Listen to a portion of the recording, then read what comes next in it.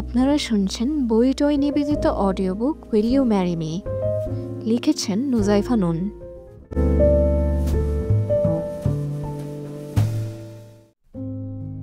Will you marry me কথাটা বলার সাথে সাথেই ভ্রমণ স্যার ক্লাসরুমে থাকা শতাধিক শিক্ষার্থীর সামনে উক্তির গালে ঠাস ঠাস করে থাপ্পড় মেরে দিয়ে বলল, হাউ ডেয়ার ইউ!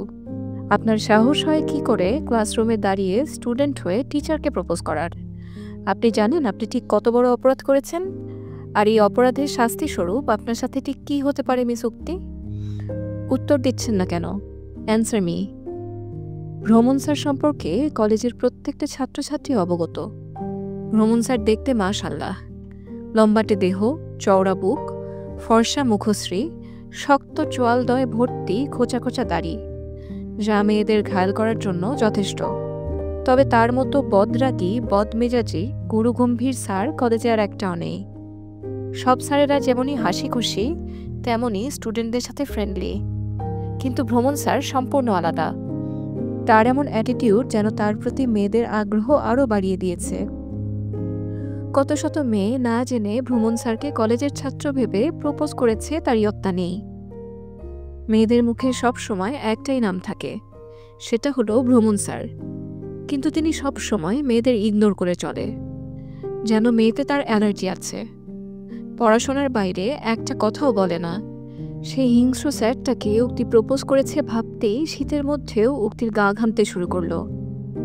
উক্তি বৃদ্ধাঙ্গুল দিয়ে কপালের ঘাম মুছে কিছু বলতে চাইল, কিন্তু তার গলা দিয়ে আওয়াজ বের হলো না। উক্তি চুপচাপ মাথা নিচু করে দাঁড়িয়ে থাকলো। উক্তির থেকে কোনো রেসপন্স না পেয়ে ভ্রমণ স্যার আবারও হুঙ্কার ছেড়ে বললেন, আপনি খুব ভালো করে জানেন এসব বেয়াদবি আমি একদম সহ্য করতে পারি না। আপনি যে অপরাধ করেছেন তার শাস্তি আপনাকে পেতে হবে। হয়তো এই কলেজ থেকেও বিতাড়িত হতে পারেন। শুনতে পারছেন কি বলছি আমি, নাকি আবারও রিপিট করব? ভ্রমণ স্যারের ধমকে কেঁপে উঠল উক্তির কোমল নরম দেহ। ভ্রমণ স্যারের গম্ভীর কণ্ঠস্বর, রক্তিম চেহারা দেখে উক্তির সাহস হলো না দ্বিতীয়বার তার দিকে চোখ তুলে তাকানোর। উক্তি ফ্লোরের দিকে তাকিয়ে আমতা আমতা করে বলল, আপনি একবার আমার কথাটা শুনুন ভ্রমণ ভাই, আমার কোনো দোষ নেই, আমি বাধ্য হয়ে। বাকি কথা বলার আগেই ভ্রমণ উক্তির দিকে এগিয়ে এসে দাঁতে দাঁত চেপে বলল, ডোন্ট কল মি ভ্রমণ ভাই, কল মি ভ্রমণ স্যার। এটা ক্লাসরুম, এখানে আপনার আমার সম্পর্ক শুধুমাত্র teacher student. Is that clear? Yes sir. এখন আমাদের সম্পর্ক টিচার স্টুডেন্টের, কিন্তু যদি আপনি আমাকে ভাই সম্বোধন করেন তাহলে আমাদের সম্পর্ক দাঁড়াবে মালিক আর আশ্রিতার। একজন মালিক হয়ে তোকে বলবো, তুই ভুলে যাস না তুই আমাদের বাড়ির আশ্রিতা। বামন হয়ে চাঁদে হাত বাড়াতে চাইছিস তুই? একবার নিজের দিকে তাকিয়ে দেখেছিস তুই? মাগুরার খ্যাত একটা, ঠিক করে কথা বলতে পারে না, সে এসেছে ভ্রমণ শিকদারকে বিয়ের প্রস্তাব দিতে। How strange! ভ্রমণ স্যারের কথা শুনে ক্লাসে উপস্থিত সব ছাত্রছাত্রী হাসাহাসি শুরু করে দিল। সবাই একযোগে বলে উঠল, মাগুরার খ্যাত! যা দেখে উক্তির চোখ থেকে আপনা আপনি পানি গড়িয়ে পড়ল। উক্তি আর এক মুহূর্ত দেরি না করে ক্লাসরুম থেকে বেরিয়ে সোজা শিকদার ভিলায় এসে নিজের রুমে চলে এলো। নিজের রুম বলতে বাড়ির কাজের লোকেরা যেই রুমে থাকে সেই রুম। উক্তিকে এইভাবে ছুটে আসতে দেখে ভ্রমণ শিকদারের দাদি কুলসুম শিকদার উক্তির পেছনে পেছনে ছুটে এসে দরজায় কড়া নেড়ে বলল, দরজা খোল বুবু, তোর কি হয়েছে? তুই ঠিক আছিস তো? আমি স্পষ্ট দেখতে পাচ্ছি তুই কাঁদছিস।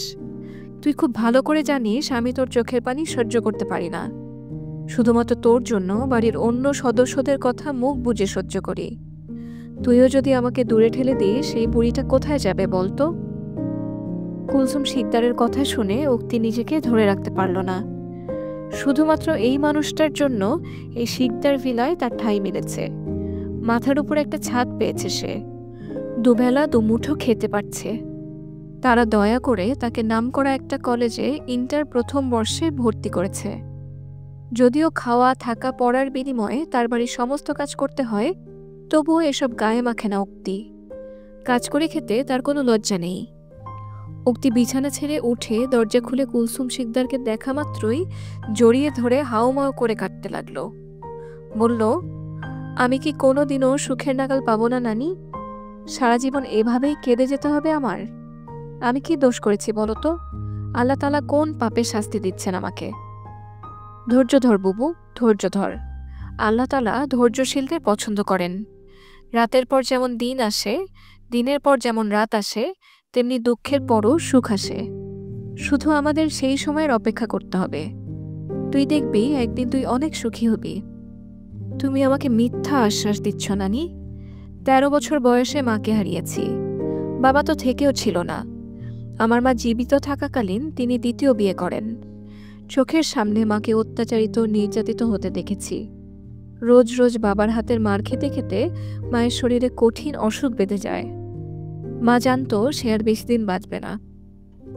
তাই তো মারা যাওয়ার আগে আমাকে বলেছিল, মানুষ মরণশীল রে মা, একদিন না একদিন এই দুনিয়ার মায়া ত্যাগ করে আমাদের সবাইকে চলে যেতে হবে। আমি জানি আমি মারা যাওয়ার পর তোর উপর অনেক অত্যাচার নির্যাতন হবে। তুই এখানে থাকতে পারবি না। তুই এই নরক যন্ত্রণা সহ্য না করে তোর মামা বাড়ি চলে যাবি। তোর মামা আসলাম শিকদার নামকরা ব্যবসায়ী, কোটি কোটি টাকার মালিক। তোর মামা তোকে ফেলে দিতে পারবে না। তুই তোর মামা বাড়ি অনেক ভালো থাকবি। মায়ের সেদিনের বলা কথাগুলো সত্যি হয়ে যায়। মা মারা যাওয়ার পর আমার উপর অত্যাচার নির্যাতন শুরু হয়ে যায়। আমি ৩টা বছর মাটি কামড়ে তাদের অত্যাচার নির্যাতন সহ্য করি। বাপের ভিটা ছাড়ার ইচ্ছে ছিল না আমার, কিন্তু আমার সৎ মা তার বোনের মাতাল চরিত্রহীন ভাইয়ের সাথে আমাকে জোর করে বিয়ে দিতে চায়।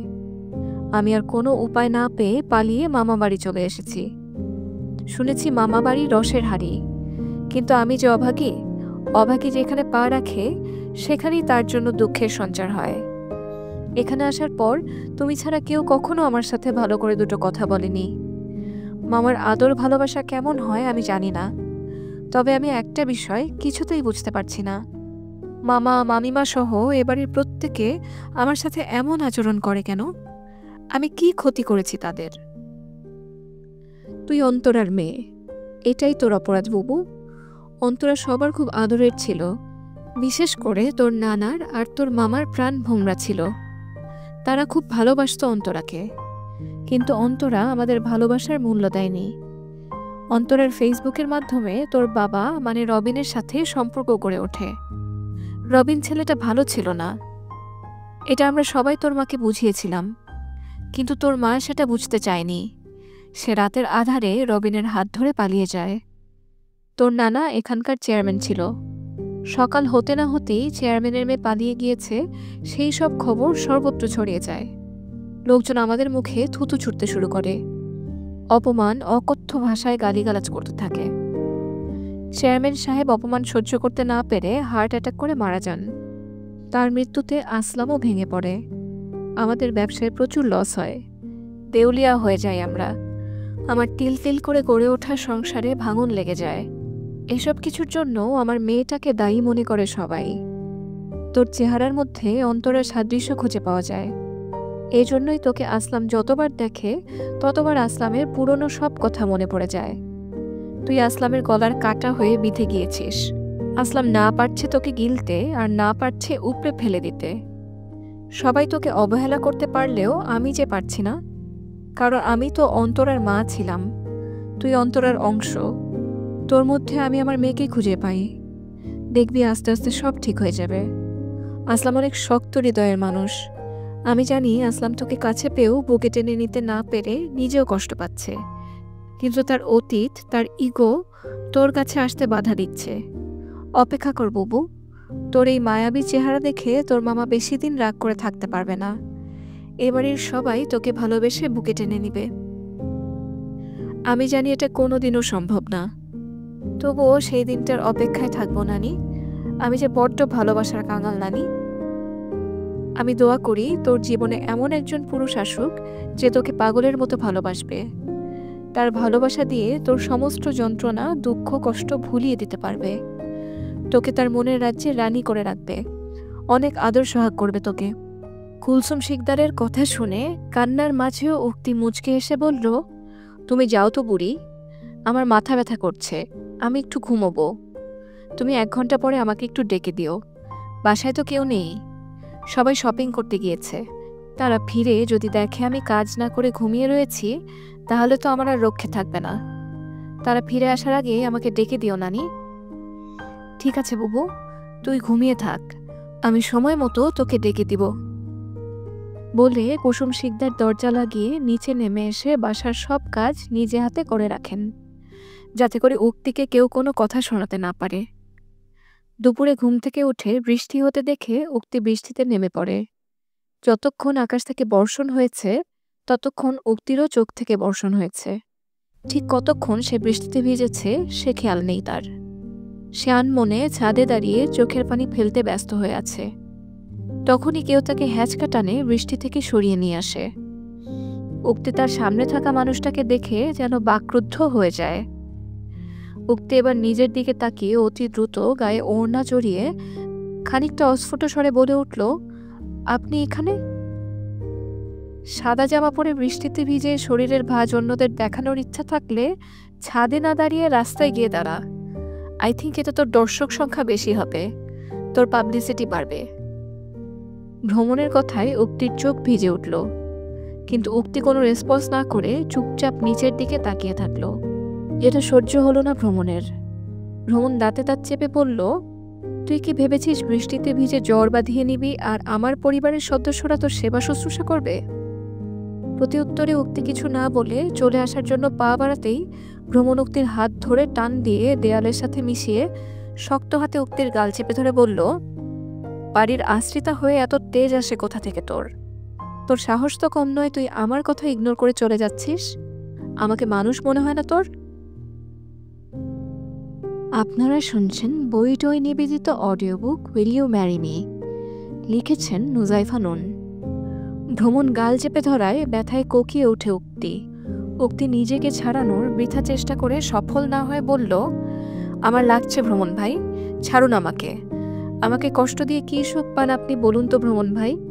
তখন ক্লাসে এতগুলো ছাত্রছাত্রীদের সামনে আমাকে অপমান করলেন। একবারও জানতে চাইলেন না কেন আপনার বাড়িতে আশ্রিতা ক্লাসে শতাধিক শিক্ষার্থীর সামনে আপনাকে বিয়ে করার প্রস্তাব দিল, যে কিনা আপনাকে দেখলেই কথা ভুলে যায়। আমি জানি এখন আমি আপনাকে যে কথাগুলো বলবো আপনি হয়তো আমার কথা বিশ্বাস করবেন না। আমি যে আশ্রিতা মানুষের বাড়িতে কাজ করি সেটা ভূমি সবাইকে জানিয়ে দিয়েছে। এই জন্য কম অপমান সহ্য করতে হয়নি আমাকে। ভূমি চাইছে না আমি ওর বাড়ির আশ্রিতা হয়ে ওর সাথে একই কলেজে পড়ি। এমনকি ক্লাস টাইমে আমার পাশে কাউকে বসতে বারণ করেছে। আমি আলাদা একটা বেঞ্চে বসি। আমি সবটা মেনে নিয়েছিলাম। ক্লাসে আমাদের অ্যাসাইনমেন্ট করতে দিয়েছিল। আমি বাড়ির কাজকর্ম শেষ করে সারা রাত জেগে জেগে অ্যাসাইনমেন্ট করেছিলাম, কিন্তু ভূমিসহ আরও কয়েকটা ছেলেমেয়ে মিলে আমার অ্যাসাইনমেন্টের খাতা নিয়ে নেয়। আর এটা বলে যে খাতা পেতে হলে আপনাকে উইল ইউ ম্যারি মি কথাটা বলতে হবে। আমি বাধ্য হয়ে আপনাকে উইল ইউ ম্যারি মি কথাটা বলেছিলাম। বিনিময়ে আপনি আমাকে অপমান করলেন। আমাকে অপমানিত হতে অন্তত কিছু লোকের চোখে তৃষ্ণা মিটেছে। আপনি শান্তি পেয়েছেন, এতেই আমি খুশি হয়েছি বলে উক্তি চোখ মুছতে মুছতে নিজের রুমে চলে আসে। তার যাওয়ার পানে তাকিয়ে ভ্রমণ বলল, আমার বিড়াল আমারে কয় ম্যাও, হাউ স্ট্রেঞ্জ। রাতে প্রচণ্ড জ্বর আসে উক্তির। জ্বরের ঘোরে আবল তাবল বকতে থাকে। তখনই তার মনে হয় কেউ একজন তার গালে যেই জায়গায় ভ্রমণ স্যার থাপ্পড় মেরেছিল সেই জায়গাটা কখনো আলতো হাতে ছুঁয়ে দিচ্ছে, কখনো নিজের ঠোঁট ছুঁয়ে দিচ্ছে। এভাবে কিছুক্ষণ লোকটার হাত আর ঠোঁট তার গালে বিচরণ করার পর গালে হালকা ঠান্ডা অনুভব করে উক্তি। মনে হয় যেন কেউ আঘাত লাগা স্থানে মলম লাগিয়ে দিচ্ছে, আবার সেখানে যাতে জ্বালা পোড়া না করে সেজন্য ফু দিয়ে দিচ্ছে। মা ছাড়া কখনো আর কারো থেকে এত যত্ন আদর ভালোবাসা পায়নি উক্তি। সে চোখ খুলে মানুষটাকে একবার দেখার চেষ্টা করে, কিন্তু সে চোখ খুলতে ব্যর্থ হয়। তৎক্ষণাৎ লোকটা মুচকি হেসে ওয়াশরুমে গিয়ে বালতিতে পানি মগ নিয়ে এসে উক্তিকে নিজের হাঁটুর উপরে মাথা রেখে শুইয়ে দেয়। এতে উক্তি একটু নড়ে চড়ে ওঠে, যা দেখে লোকটা অতি সাবধানে পরম মমতায় তার মাথায় পানি দিয়ে ধুয়ে দেয়। টাওয়েল দিয়ে যত্ন সহকারে চুল মুছিয়ে ঔষধ খাইয়ে দেয়। গালে ঔষধ যেতেই উক্তির কপাল কুঁচকে আসে। ঔষধ খাওয়া শেষ হলে লোকটা বালিশে উক্তির মাথা রেখে শুইয়ে দিয়ে গায়ে কাঁথা টেনে কপালে আলতো চুমু খেয়ে বেরিয়ে আসে। ফজরের আজানের মিষ্টি ধ্বনি শুনে ঘুম ভেঙে যায় উক্তির। উক্তি তড়িঘড়ি করে উঠে মাথায় হাত দিয়ে বুঝতে পারে তার চুল ভেজা রয়েছে, গায়ে জ্বরটাও নেই, বেশ ফুরফুরে লাগছে নিজেকে। তৎক্ষণাৎ উক্তির রাতের ঘটনা মনে পড়ে যায়, কিন্তু সে বুঝতে পারে না রাতে কে এসেছিল তার ঘরে তার সেবা শুশ্রূষা করতে। উক্তি নখ কামড়ে বলল, এই বাড়িতে একমাত্র নানি ছাড়া আর কে বা আছে আমার কথা ভাবার মতো? হয়তো নানি এসেছিল আমার ঘরে। বুড়িটার আমার জন্য কত কথা শুনতে হয়। যাই তাড়াতাড়ি গিয়ে নামাজ পড়ে নিই। নামাজ পড়ে সব কাজ শেষে সবার জন্য নাস্তা তৈরি করতে হবে বলে উক্তি ওয়াশরুমে চলে যায়। ওয়াশরুম থেকে উজু করে বেরিয়ে নামাজ পড়ে উক্তি সোজা কুলসুম শিকদারের রুমে চলে আসে। তিনি সবেমাত্র নামাজ শেষ করে উঠেছেন। উক্তিকে দেখা মাত্রই তিনি উক্তিকে বিছানায় বসিয়ে উক্তির মলিন মুখের দিকে তাকিয়ে বলল, তোর চেহারাটা এমন ফ্যাকাশে দেখাচ্ছে কেন বাবু? তোর শরীর ঠিক আছে তো? কথাটা শোনা মাত্রই অবাক হয়ে যায় উক্তি। উক্তি চোখ বড় বড় করে বলল, তুমি জানো না রাতে আমার জ্বর এসেছিল? না তো, গত রাতে আমার শরীর একটু খারাপ লাগছিল, তাই তো তোর খোঁজ নিতে যেতে পারিনি। ভেবেছি নামাজ শেষ করে তোর কাছে যাব। আমি তো তোর কাছে যাওয়ার আগেই তুই আমার রুমে চলে এলি। তুমি যাওনি? তাহলে রাতে আমার কাছে কে গিয়েছিল? যা বুঝতে পারলাম আমার মাথা পানি দিয়ে ধুয়েও দিয়েছে। তাহলে কে করলো এসব নানি? কুলসুম শিকদার কিছু একটা ভেবে বলল, তাহলে হয়তো রাতের আধারে লুকিয়ে তোর নানা এসেছিল তোর কাছে। তোর জ্বর দেখে সহ্য করতে পারিনি বুড়োটা, রাত জেগে তোর সেবা শুশ্রূষা করেছে। পুরুষ মানুষের মন আবার অনেক বড় হয়। পুরুষ মানুষ নারকেলও ভালোবাসে, ডাবও ভালোবাসে। কুলসুম শিকদারের কথা শুনে উক্তি হো হো করে হেসে উঠে বলল, নানা আমার হলে তোমার কেন জলে রে বুড়ি? তোমার কেন জলে? কুলসুম শিকদার কিছু বলতে যাবে, তার আগেই নিচ থেকে তনিমা শিকদারের চিৎকার শুনতে পায়। উক্তির কিচেনে যেতে দেরি হয়েছে বলে তিনি উক্তি উক্তি বলে হাঁক ছাড়ছে। তনিমা শিকদারের চিৎকার শুনে উক্তি আর এক মুহূর্ত দেরি না করে কিচেনে চলে আসে। তাকে কিচেনে আসতে দেখে তনিমা শিকদার ফোড়ন কেটে বলল, নবাবের বেটির এতক্ষণে কিচেনে আসার সময় হলো? এদিকে বেলা হয়ে যাচ্ছে। আমার বাচ্চারা যে নাস্তা করে কলেজে যাবে সে খেয়াল কি আছে নবাবের বেটির? দুঃখিত মামিমা, নামাজ পড়ে একটু নানির রুমে গিয়েছিলাম। নানির সাথে গল্প করতে গিয়ে একটু দেরি হয়ে গিয়েছে। কিন্তু আপনি চিন্তা করবেন না মামিমা, আমি ঠিক টাইমের মধ্যে ব্রেকফাস্ট রেডি করে দেব। তনিমা শিকদার উক্তির মায়াবী চেহারা দেখে চাইলেও কঠোর হতে পারলেন না। উক্তিকে তার ততটাও খারাপ লাগে না যতটা সে সামনাসামনি প্রকাশ করে। উক্তি যেদিন প্রথম শিকদার ভিলায় এসেছিল, তনিমা শিকদার তখন ঘুমিয়েছিল। ঘুম থেকে উঠে তিনি ড্রয়িং রুমে 5 ফুট 4 ইঞ্চি লম্বা ফর্সা সরু নাক লম্বা চুলের অধিকারী মেয়েটাকে দেখে তার চোখ জুড়িয়ে গিয়েছিল। তিনি মনে মনে বলেছিলেন, ইস, এমন একটা পুতুল যদি আমার ভ্রমণের বউ হতো তাহলে দুজন দুজনকে খুব মানাতো। কিন্তু পরে যখন উক্তির আসল পরিচয় জানতে পারল, দেখল উক্তিকে তার স্বামী বাচ্চারা পছন্দ করে না, তখন তিনিও তাদের সাথে তাল মিলিয়ে উক্তির সাথে খারাপ আচরণ করতে শুরু করলো। তবে মেয়েটাকে দেখে মায়া হয় তনিমা শিকদারের, কিন্তু কিছু করার নেই। তিনি নিজে চোখে দেখেছেন উক্তির মায়ের জন্য তাদের পরিবারকে কতটা সাফার করতে হয়েছে। তিনি যখন রবিনের হাত ধরে পালিয়ে যায় তখন ভ্রমণ প্রচণ্ড শক খায়। ছেলেটা বড্ড ভালোবাসত তার ফুপিকে। একসাথে দাদু ফুপি দুজনকে হারিয়ে ছেলেটা পাগল প্রায় অবস্থা হয়ে যায়, যার জন্য দায়ী একমাত্র উক্তির মা অন্তরা। অন্তরার জন্যই তাদের পথে বসার উপক্রম হয়। অনেক কষ্ট পরিশ্রমের পর তারা আবারও উঠে দাঁড়াতে সক্ষম হয়, কিন্তু চাইলেও কালো অতীত ভুলে উক্তিকে কাছে টেনে নিতে পারছে না। তার স্বামী আসলাম শিকদার উক্তিকে তো শিকদার ভিলায় রাখতেই চাননি, এমনকি উক্তির মুখ দেখতেও চাননি। শুধুমাত্র কুলসুম শিকদারের অনুরোধে উক্তি এই বাড়িতে ঠাঁই পেয়েছে। অবশ্য তনিমা শিকদার চেয়েছিল উক্তিকে গেস্ট রুমে রাখতে, কিন্তু তার মেয়ে ভূমি আর তার মায়ের আপত্তির জন্য উক্তিকে সার্ভেন্ট রুমে রাখা হয়। তার মায়ের ধারণা উক্তি এ বাড়িতে তার মায়ের সম্পত্তির লোভে এসেছে। মূলত তার মা উক্তির এ বাড়িতে থাকাটা মানতে পারছে না।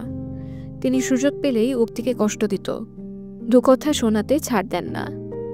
পুরনো কথা ভেবে তনিমা শিকদার কিচেনে গিয়ে কোনো কথা না বলে চুপচাপ পাতিলে ময়দা মাখতে শুরু করে।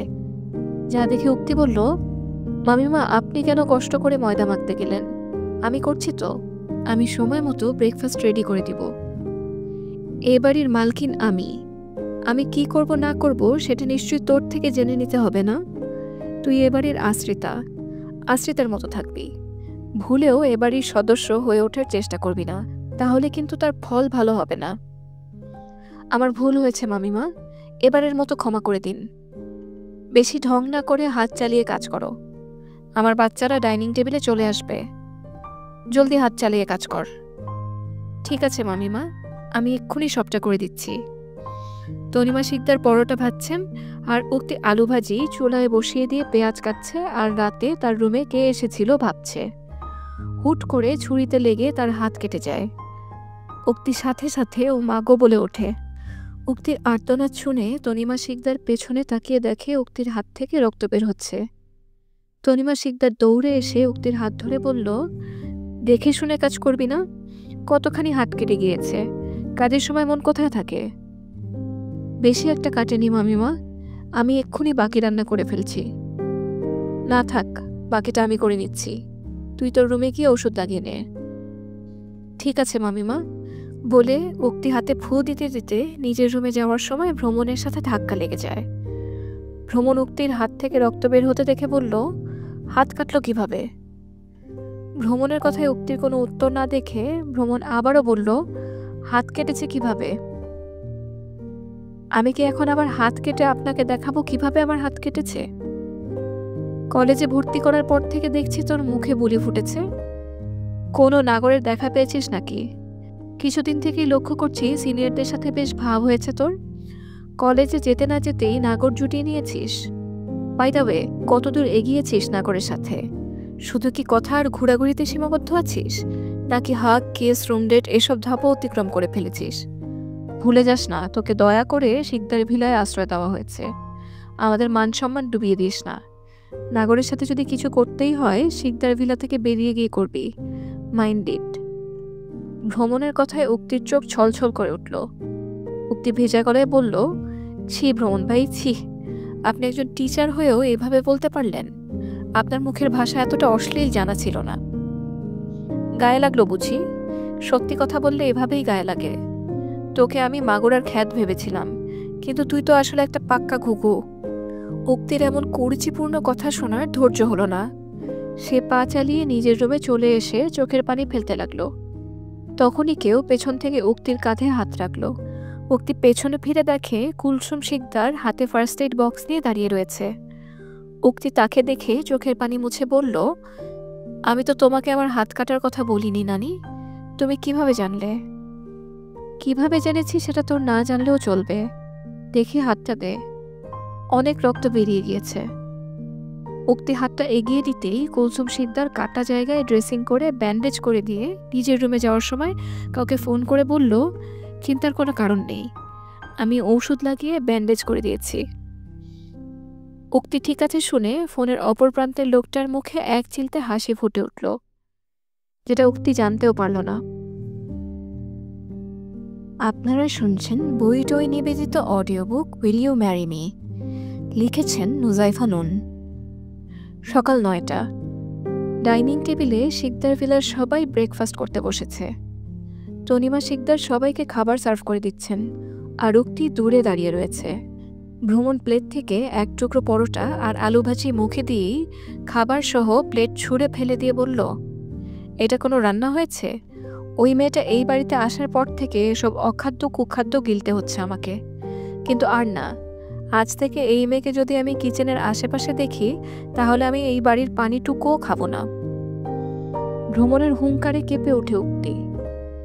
বরাবরই তার রান্নার হাত ভালো, তার রান্না খেয়ে সবাই বেশ প্রশংসা করে, কিন্তু ভ্রমণ সেটাকে অখাদ্য কুখাদ্য বলছে দেখে উক্তির মন খারাপ হয়ে গেল। উক্তি কোনো কথা না বলে কিচেনে চলে যায়। উক্তি যেতেই আসলাম শিকদার বলল, খাবার তো ঠিকই আছে, তোর খেতে সমস্যা কোথায় এইটাই ঠিক বুঝতে পারছি না। বোনের মেয়ের হাতের রান্না বলে কথা, ভালো তো লাগবেই তাই না বাবা? তোমার যখন এতই ভালো লাগে তুমি খাও, আমি ওই মাগুরার খ্যাতের হাত দিয়ে তৈরি কোনো রান্না খাবো না। আসলাম শিকদার কিছু বলার আগেই তনিমা শিকদার বলে উঠল, ঠিক আছে, উক্তি আর কখনো কিচেনে যাবে না, কিন্তু তুমি না খেয়ে যাবে না। আমি তোমার জন্য এক্ষুনি আবার পরোটা আলু ভাজি করে নিয়ে আসছি। তার কোনো প্রয়োজন নেই আম্মু, আমি বাইরে খেয়ে নিব বলে ভ্রমণ গাড়ি নিয়ে কলেজের উদ্দেশ্যে বেরিয়ে পড়ল। উক্তি কিচেনের কাজ শেষ করতে অনেক টাইম লেগে যায়। উক্তি না খেয়ে অতি দ্রুত রেডি হয়ে কলেজে চলে আসে। উক্তি কলেজে আসা মাত্রই পিয়ন এসে জানান প্রিন্সিপাল স্যার তাকে ডাকছে। পিয়নের কথা শুনে উক্তি ভয় পেয়ে যায়। সেভাবে প্রিন্সিপাল স্যার হয়তো তাকে সত্যি সত্যি কলেজ থেকে বের করে দিবে। উক্তি তার বাবার বাড়ি মাগুরা থেকে এসএসসি পরীক্ষা দিয়েছিল। জিপিএ 5 পেয়েছিল সে। উক্তি এই কথাটা কুলসুম শিকদারের সাথে শেয়ার করে। কুলসুম শিকদারের অনুরোধে ভ্রমণ উক্তিকে কলেজে ভর্তি করে দেয়। এই নিয়ে বাড়িতে কম অশান্তি করেনি ভূমি। উক্তির অনেক ইচ্ছা ছিল একজন ডক্টর হবার। সে যখন তার মাকে বিনা চিকিৎসায় ধুকে ধুকে মরতে দেখেছে, তখন থেকেই ভেবেছে সে একজন ডক্টর হয়ে গরিব অসহায় মানুষের পাশে দাঁড়াবে, তাদেরকে বিনামূল্যে চিকিৎসা সেবা প্রদান করবে। কিন্তু সবার সব আশা পূরণ হয় না। উক্তি তার ডক্টর হবার ইচ্ছা ধামাচাপা দিয়ে যেটুকু পড়ার সুযোগ পেয়েছিল, সেই সুযোগটাও হাতছাড়া হয়ে যাবে ভাবতেই উক্তির চোখ ভিজে যায়। উক্তি চোখের পানি মুছে গুটি গুটি পায়ে প্রিন্সিপাল স্যারের রুমে প্রবেশ করে। কিন্তু তার ধারণা পাল্টে দিয়ে ভূমিসহ আরও 4-5 জন উক্তির সামনে এসে বলল, সরি উক্তি, আমরা যা করেছি ভুল করেছি। আমাদের উদ্দেশ্য ছিল তোমাকে এই কলেজ থেকে বিতাড়িত করে দেওয়া।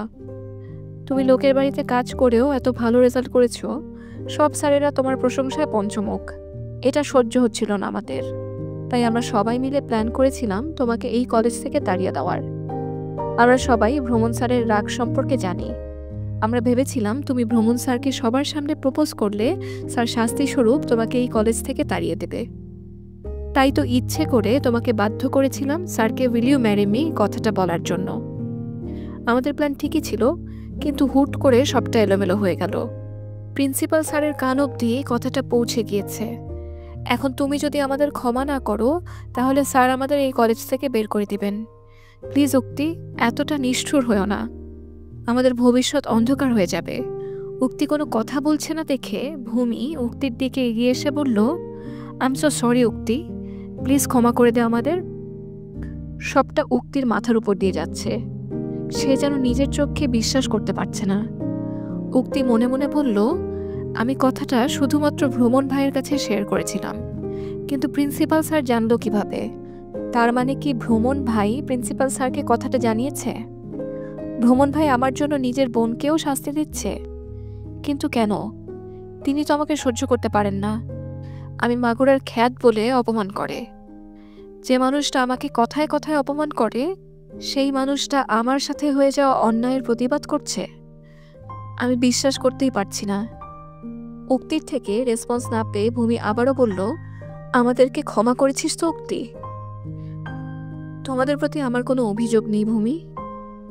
উক্তির কথা শুনে ভূমি তৎক্ষণাৎ উক্তিকে জড়িয়ে ধরে কানের কাছে মুখ নিয়ে বলল, তোর জন্য আমার ফ্রেন্ড সার্কেলের সবাইকে অপমানিত হতে হলো।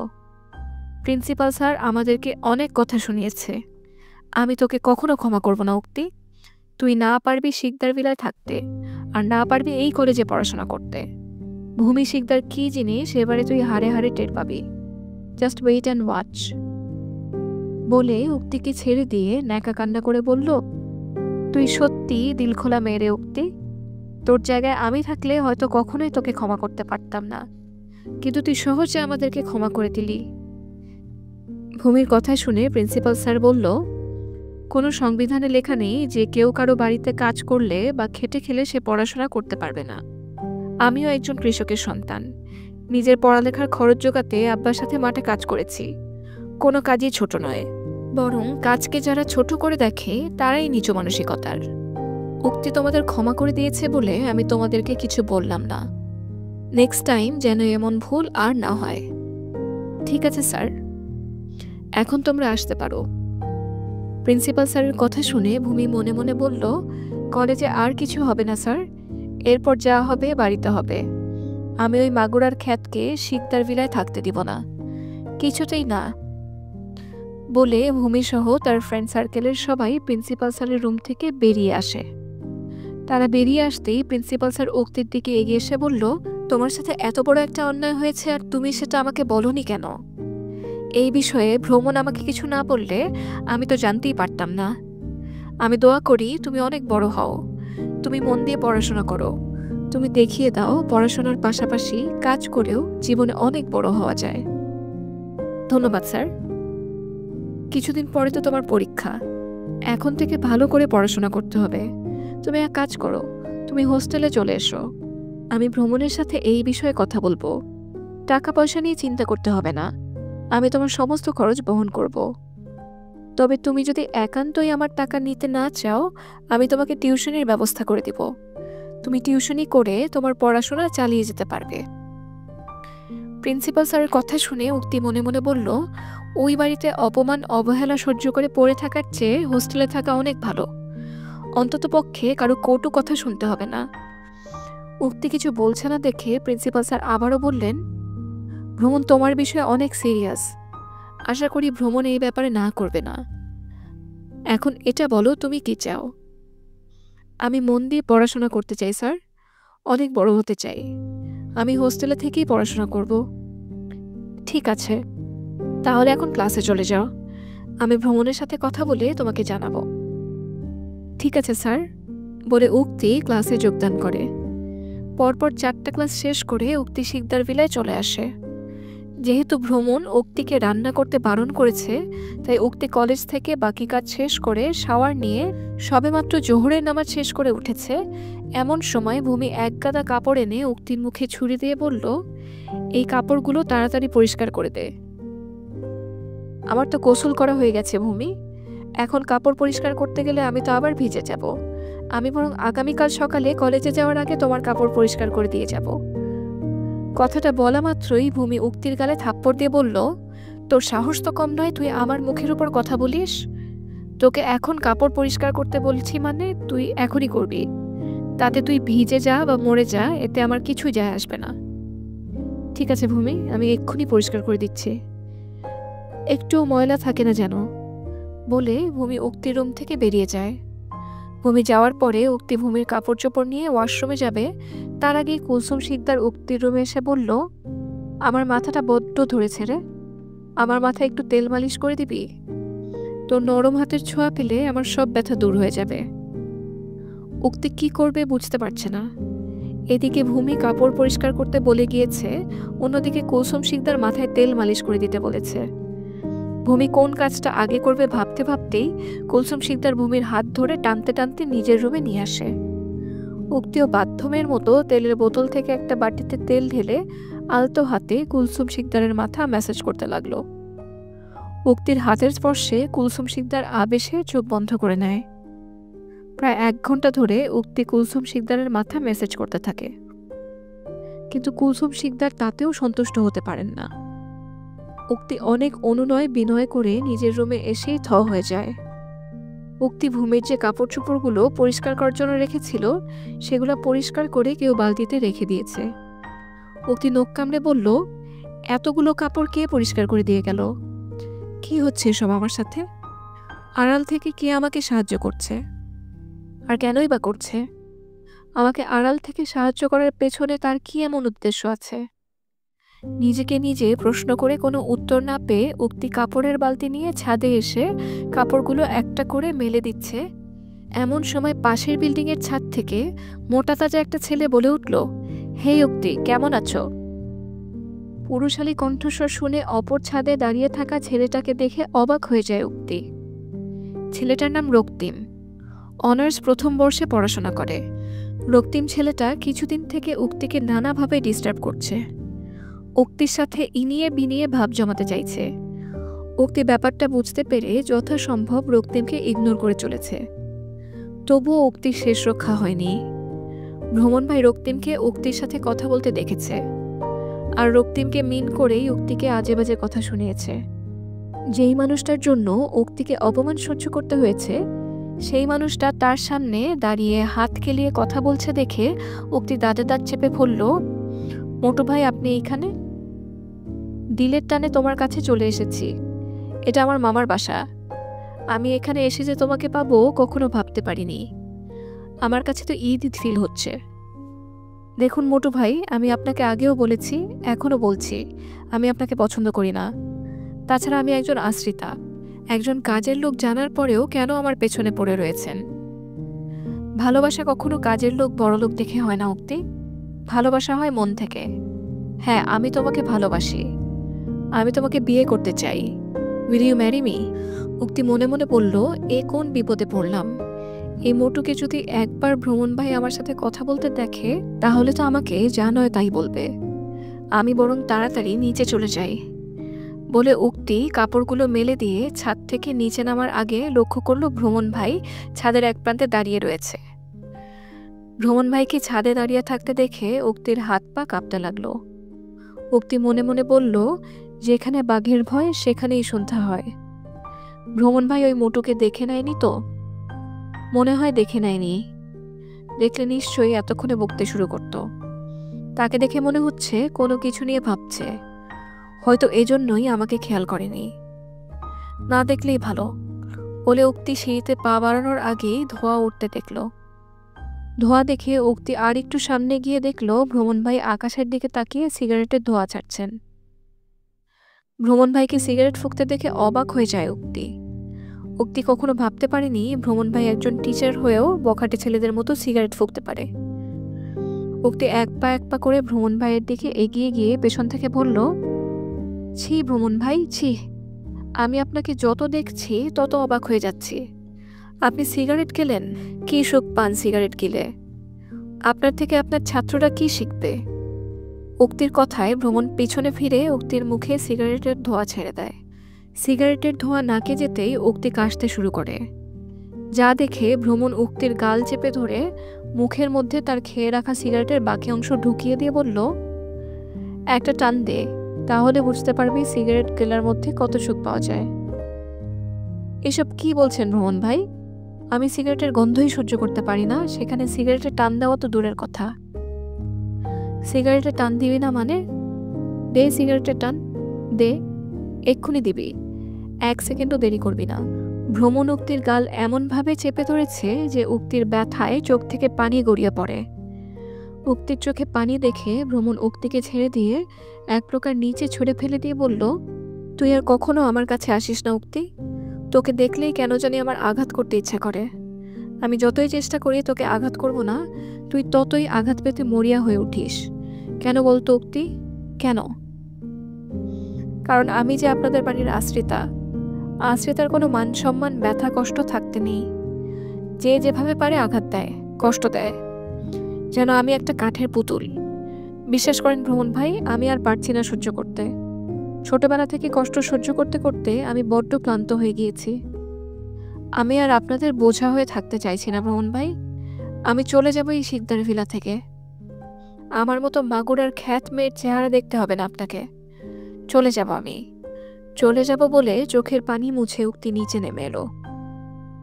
আপনারা শুনছেন বইটই নিবেদিত audio book will you marry me, লিখেছেন নুজাইফা নুন।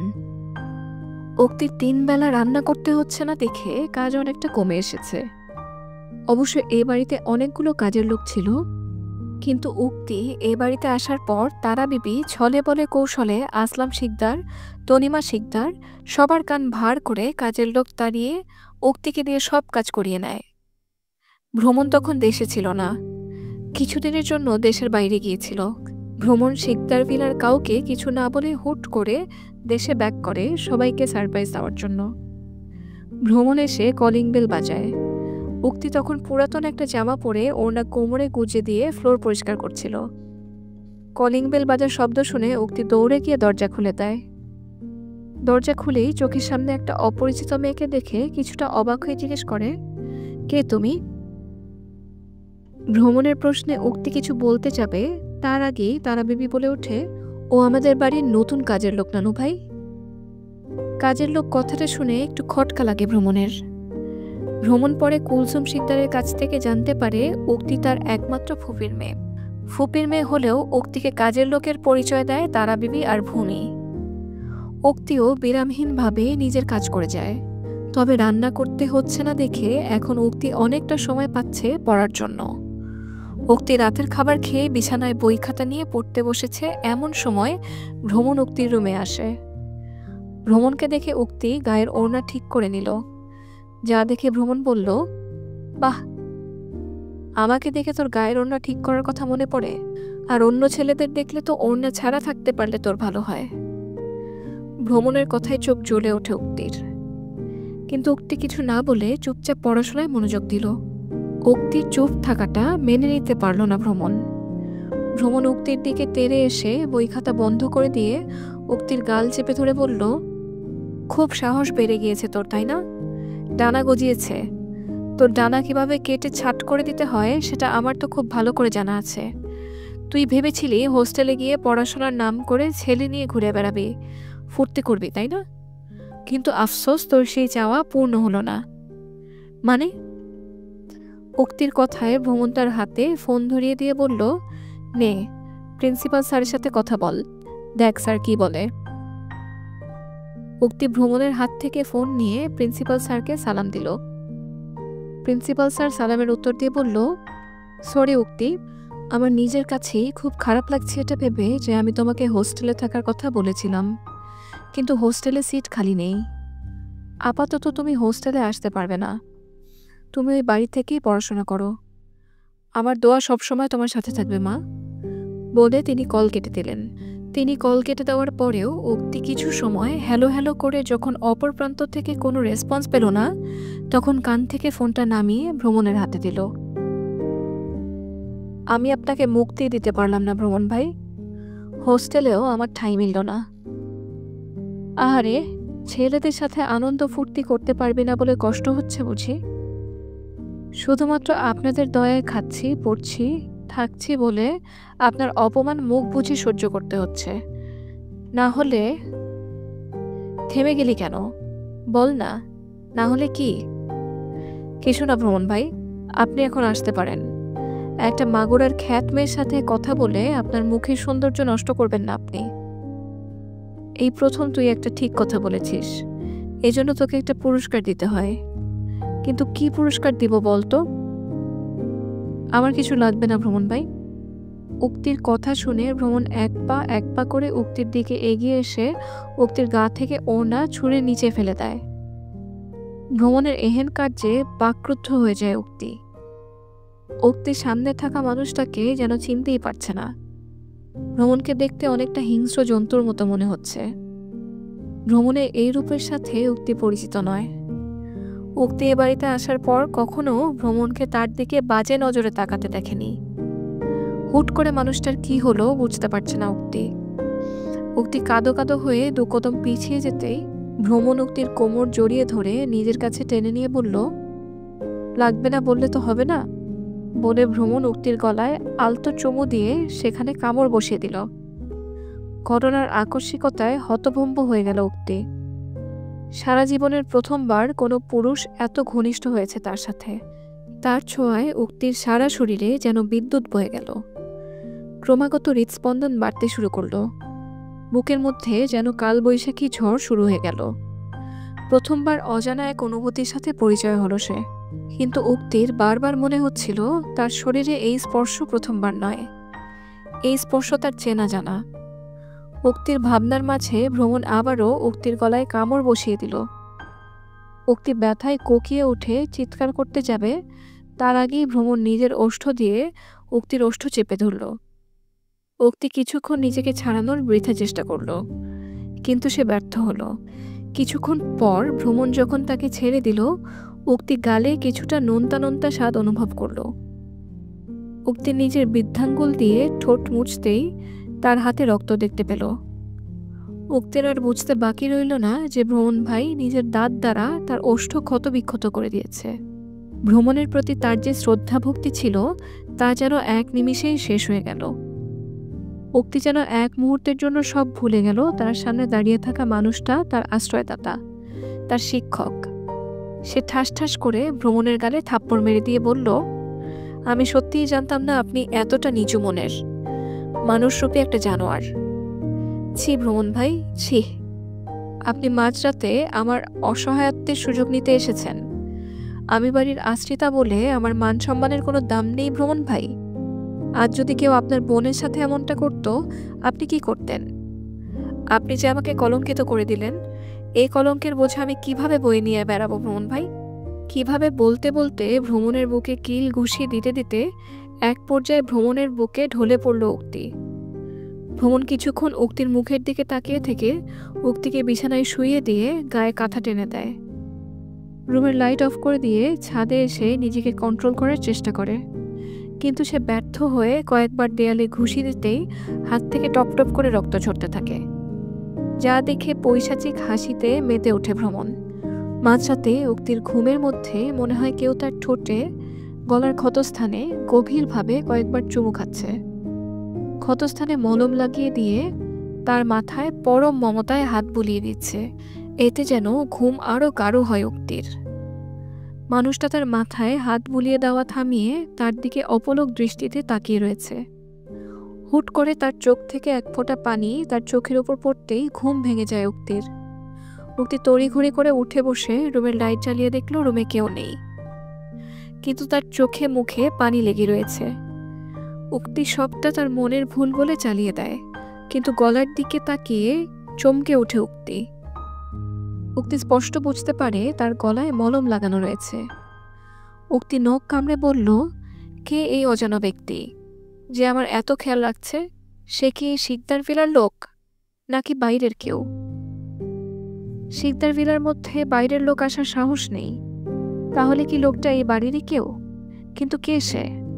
আর কোনো লুকোচুরি নয়, এবার আমাকে জানতে হবে কে এই অজানা ব্যক্তি, আর কেনই বা আমাকে আড়াল থেকে সাহায্য করছে। ফজরের আজান শুনে ঘুম ভেঙে যায় উক্তির, কিন্তু দুর্বলতার কারণে ঘুম ভাঙার পরেও উক্তি কিছুক্ষণ বিছানায় শুয়ে থাকে। জানালা ভেদ করে সকালের সোনালি রোদ চোখে মুখে পড়তেই উক্তি বিছানা ছেড়ে উঠে আয়নার সামনে দাঁড়িয়ে নিজের ঠোঁট গলায় হাত বুলিয়ে বলল, আপনার দেওয়া প্রথম স্পর্শ আমি কোনোদিনও ভুলতে পারবো না ভ্রমণ ভাই। হাত ধরার ইচ্ছে হলে ভালোবেসে ধরতেন, ভালোবেসে কাছে টেনে নিতেন, কিন্তু আমি যে আশ্রিতাকে ভালোবেসে কাছে টেনে নিতে আপনার সম্মানে লাগত, কিন্তু জোর করে আমার সাথে ঘনিষ্ঠ হতে আপনার সম্মানে লাগেনি। একবার ভেবে দেখেননি আমি একটা মেয়ে, আমারও সম্মান আছে। উক্তি নিজের মতো কথা বলতে থাকে। এরই মধ্যে কুলসুম শিকদার উক্তির রুমে আসে। তাকে দেখে উক্তি নিজেকে সামলে নিয়ে বলল, তোমার কিছু লাগবে নানি? আদা দিয়ে 1 কাপ চা করে খাও তো আমাকে। তুমি তোমার রুমে যাও, আমি চা করে নিয়ে আসছি। ঠিক আছে, আর হ্যাঁ, আজ তোকে বাড়ির আর কোনো কাজ করতে হবে না। কেন নানি? আগে যারা এ বাড়িতে কাজ করত আজ থেকে তারা আবার আসবে। সবাই তো গরিব মানুষ ছিল, এখান থেকে তাদেরকে বের করে দেওয়ার পর অনেক অভাব অনটন হয় তাদের, সংসার চালাতে হিমশিম খেতে হচ্ছিল। তাই তো সবাই মিলে আসলামের কাছে এসেছিল। আসলাম আজ থেকে আবার তাদের সবাইকে আসতে বলেছে। কথাটা শুনে খুশিতে চোখ ছলছল করে উঠল উক্তির। যা দেখে কুলসুম শিকদার বলল, তোর জন্য আরও একটা ভালো খবর আছে রে সতীন। কি খবর নানি? তাড়াতাড়ি কও দিনি। আজ থেকে তোকে আর এই সার্ভেন্ট রুমে থাকতে হবে না। ওরা আসলে তো ওদেরকে এই রুমে থাকতে দিতে হবে, তাই আজ থেকে তুই আমার রুমে আমার সাথে থাকবি। কিন্তু নানি, সবাই যদি অমত করে? সেটা আমি দেখে নিব। যেটা আমার আরও আগেই করার দরকার ছিল সেটা আমি এখন করব। এই বাড়িতে তোর মায়ের অংশ রয়েছে, আর তোর মায়ের অংশ মানে তোর অংশ। প্রয়োজনে আমি আইনের সাহায্য নিব। না না নানি, আমি চাই না আমার জন্য তোমাদের মধ্যে আবার কোনো ঝামেলা হোক। আমার সম্পত্তি চাই না নানি, তোমরা শুধু আমাকে একটু ভালোবাসা দিও, তাতেই আমার চলবে। সেটা আমি ঠিক করব। এখন তুই যা তো, 1 কাপ গরম গরম চা নিয়ে আয় আমার জন্য। যাচ্ছি নানি। উক্তি নিচে এসে দেখে পূর্বের কাজের লোকগুলো চলে এসেছে। শুধু তাই নয়, তারা কাজেও লেগে পড়েছে। উক্তি তাদের সাথে মত বিনিময় করে কিচেনে গিয়ে দেখে তনিমা শিকদার ময়দা মাখছেন। তার চুলের খোপা খুলে গিয়েছে, যার দরুন চুল বারবার তার মুখের উপর এসে পড়ছে। তিনি বিরক্ত হয়ে তার দিয়ে চুল ছড়ানোর চেষ্টা করছেন। উক্তি এই দৃশ্য দেখে পেছন থেকে তনিমা শিকদারের চুল খোপা করে দিয়ে বলল, মামিমা, আমি কি আপনাকে সাহায্য করব? গতকাল ভ্রমণ কি বলেছিল শুনিসনি? ভ্রমণ তোর হাতের রান্না খাবে না। ভালোই হয়েছে, তোর রান্না করতে হচ্ছে না। এখন তো আবার কাজের লোক চলে এসেছে, তোর কোনো কাজও করতে হবে না। এখন শুধু রাজরানীর মতো পায়ের উপর পা তুলে বসে বসে আমাদের অন্ন ধ্বংস করবি।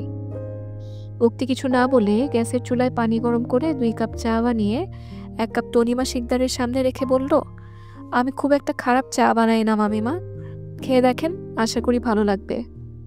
বলে উক্তি অন্য কাপ চা নিয়ে কিচেনের থেকে বাইরে আসার জন্য পা বাড়াতেই তনিমা শিকদার বলল, কণ্ঠস্বর শুনে মনে হচ্ছে তোর ঠান্ডা লেগেছে। আদা দেওয়া চা, তুইও 1 কাপ নিয়ে যা, খেলে ভালো লাগবে। তনিমা শিকদারের কথা শুনে আবেগে আপ্লুত হয়ে গেল উক্তি। উক্তি তনিমা শিকদারের থেকে এত ভালো ব্যবহার আশা করেনি। উক্তি ফিরে এসে আরও 1 কাপ চা বানিয়ে নিয়ে কুলসুম শিকদারের রুমে এসে দেখল ভ্রমণ ভাই কুলসুম শিকদারের কোলে মাথা রেখে শুয়ে আছে। তিনি ভ্রমণের মাথায় হাত বুলিয়ে দিচ্ছেন। ভ্রমণকে দেখা মাত্রই রাতের ঘটনা মনে পড়ে গেল উক্তির। উক্তি গলা খাকারি দিতেই ভ্রমণ একবার উক্তির দিকে তাকিয়ে চোখ নামিয়ে কুলসুম শিকদারের কোলে থেকে মাথা তুলে বিছানা থেকে নেমে গেল। ভ্রমণ নামতেই উক্তির ভ্রমণের ব্যান্ডেজ করা হাতের দিকে নজর গেল। সাদা ব্যান্ডেজের উপর দিয়ে রক্তলাল রং ফুটে উঠেছে। এটা দেখা মাত্রই উক্তির কেমন যেন খারাপ লাগা কাজ করল। উক্তি ভ্রমণের দিকে এগিয়ে এসে বলল, আপনার হাতে কি হয়েছে ভ্রমণ ভাই? গত রাতেও তো ঠিকই ছিল, এরই মধ্যে কি হয়ে গেল? ভ্রমণ উক্তির কথা রেসপন্স না করে সামনের দিকে পা বাড়াতেই উক্তি এসে ভ্রমণের হাত ধরে বলল, বলুন না কি হয়েছে আপনার হাতে?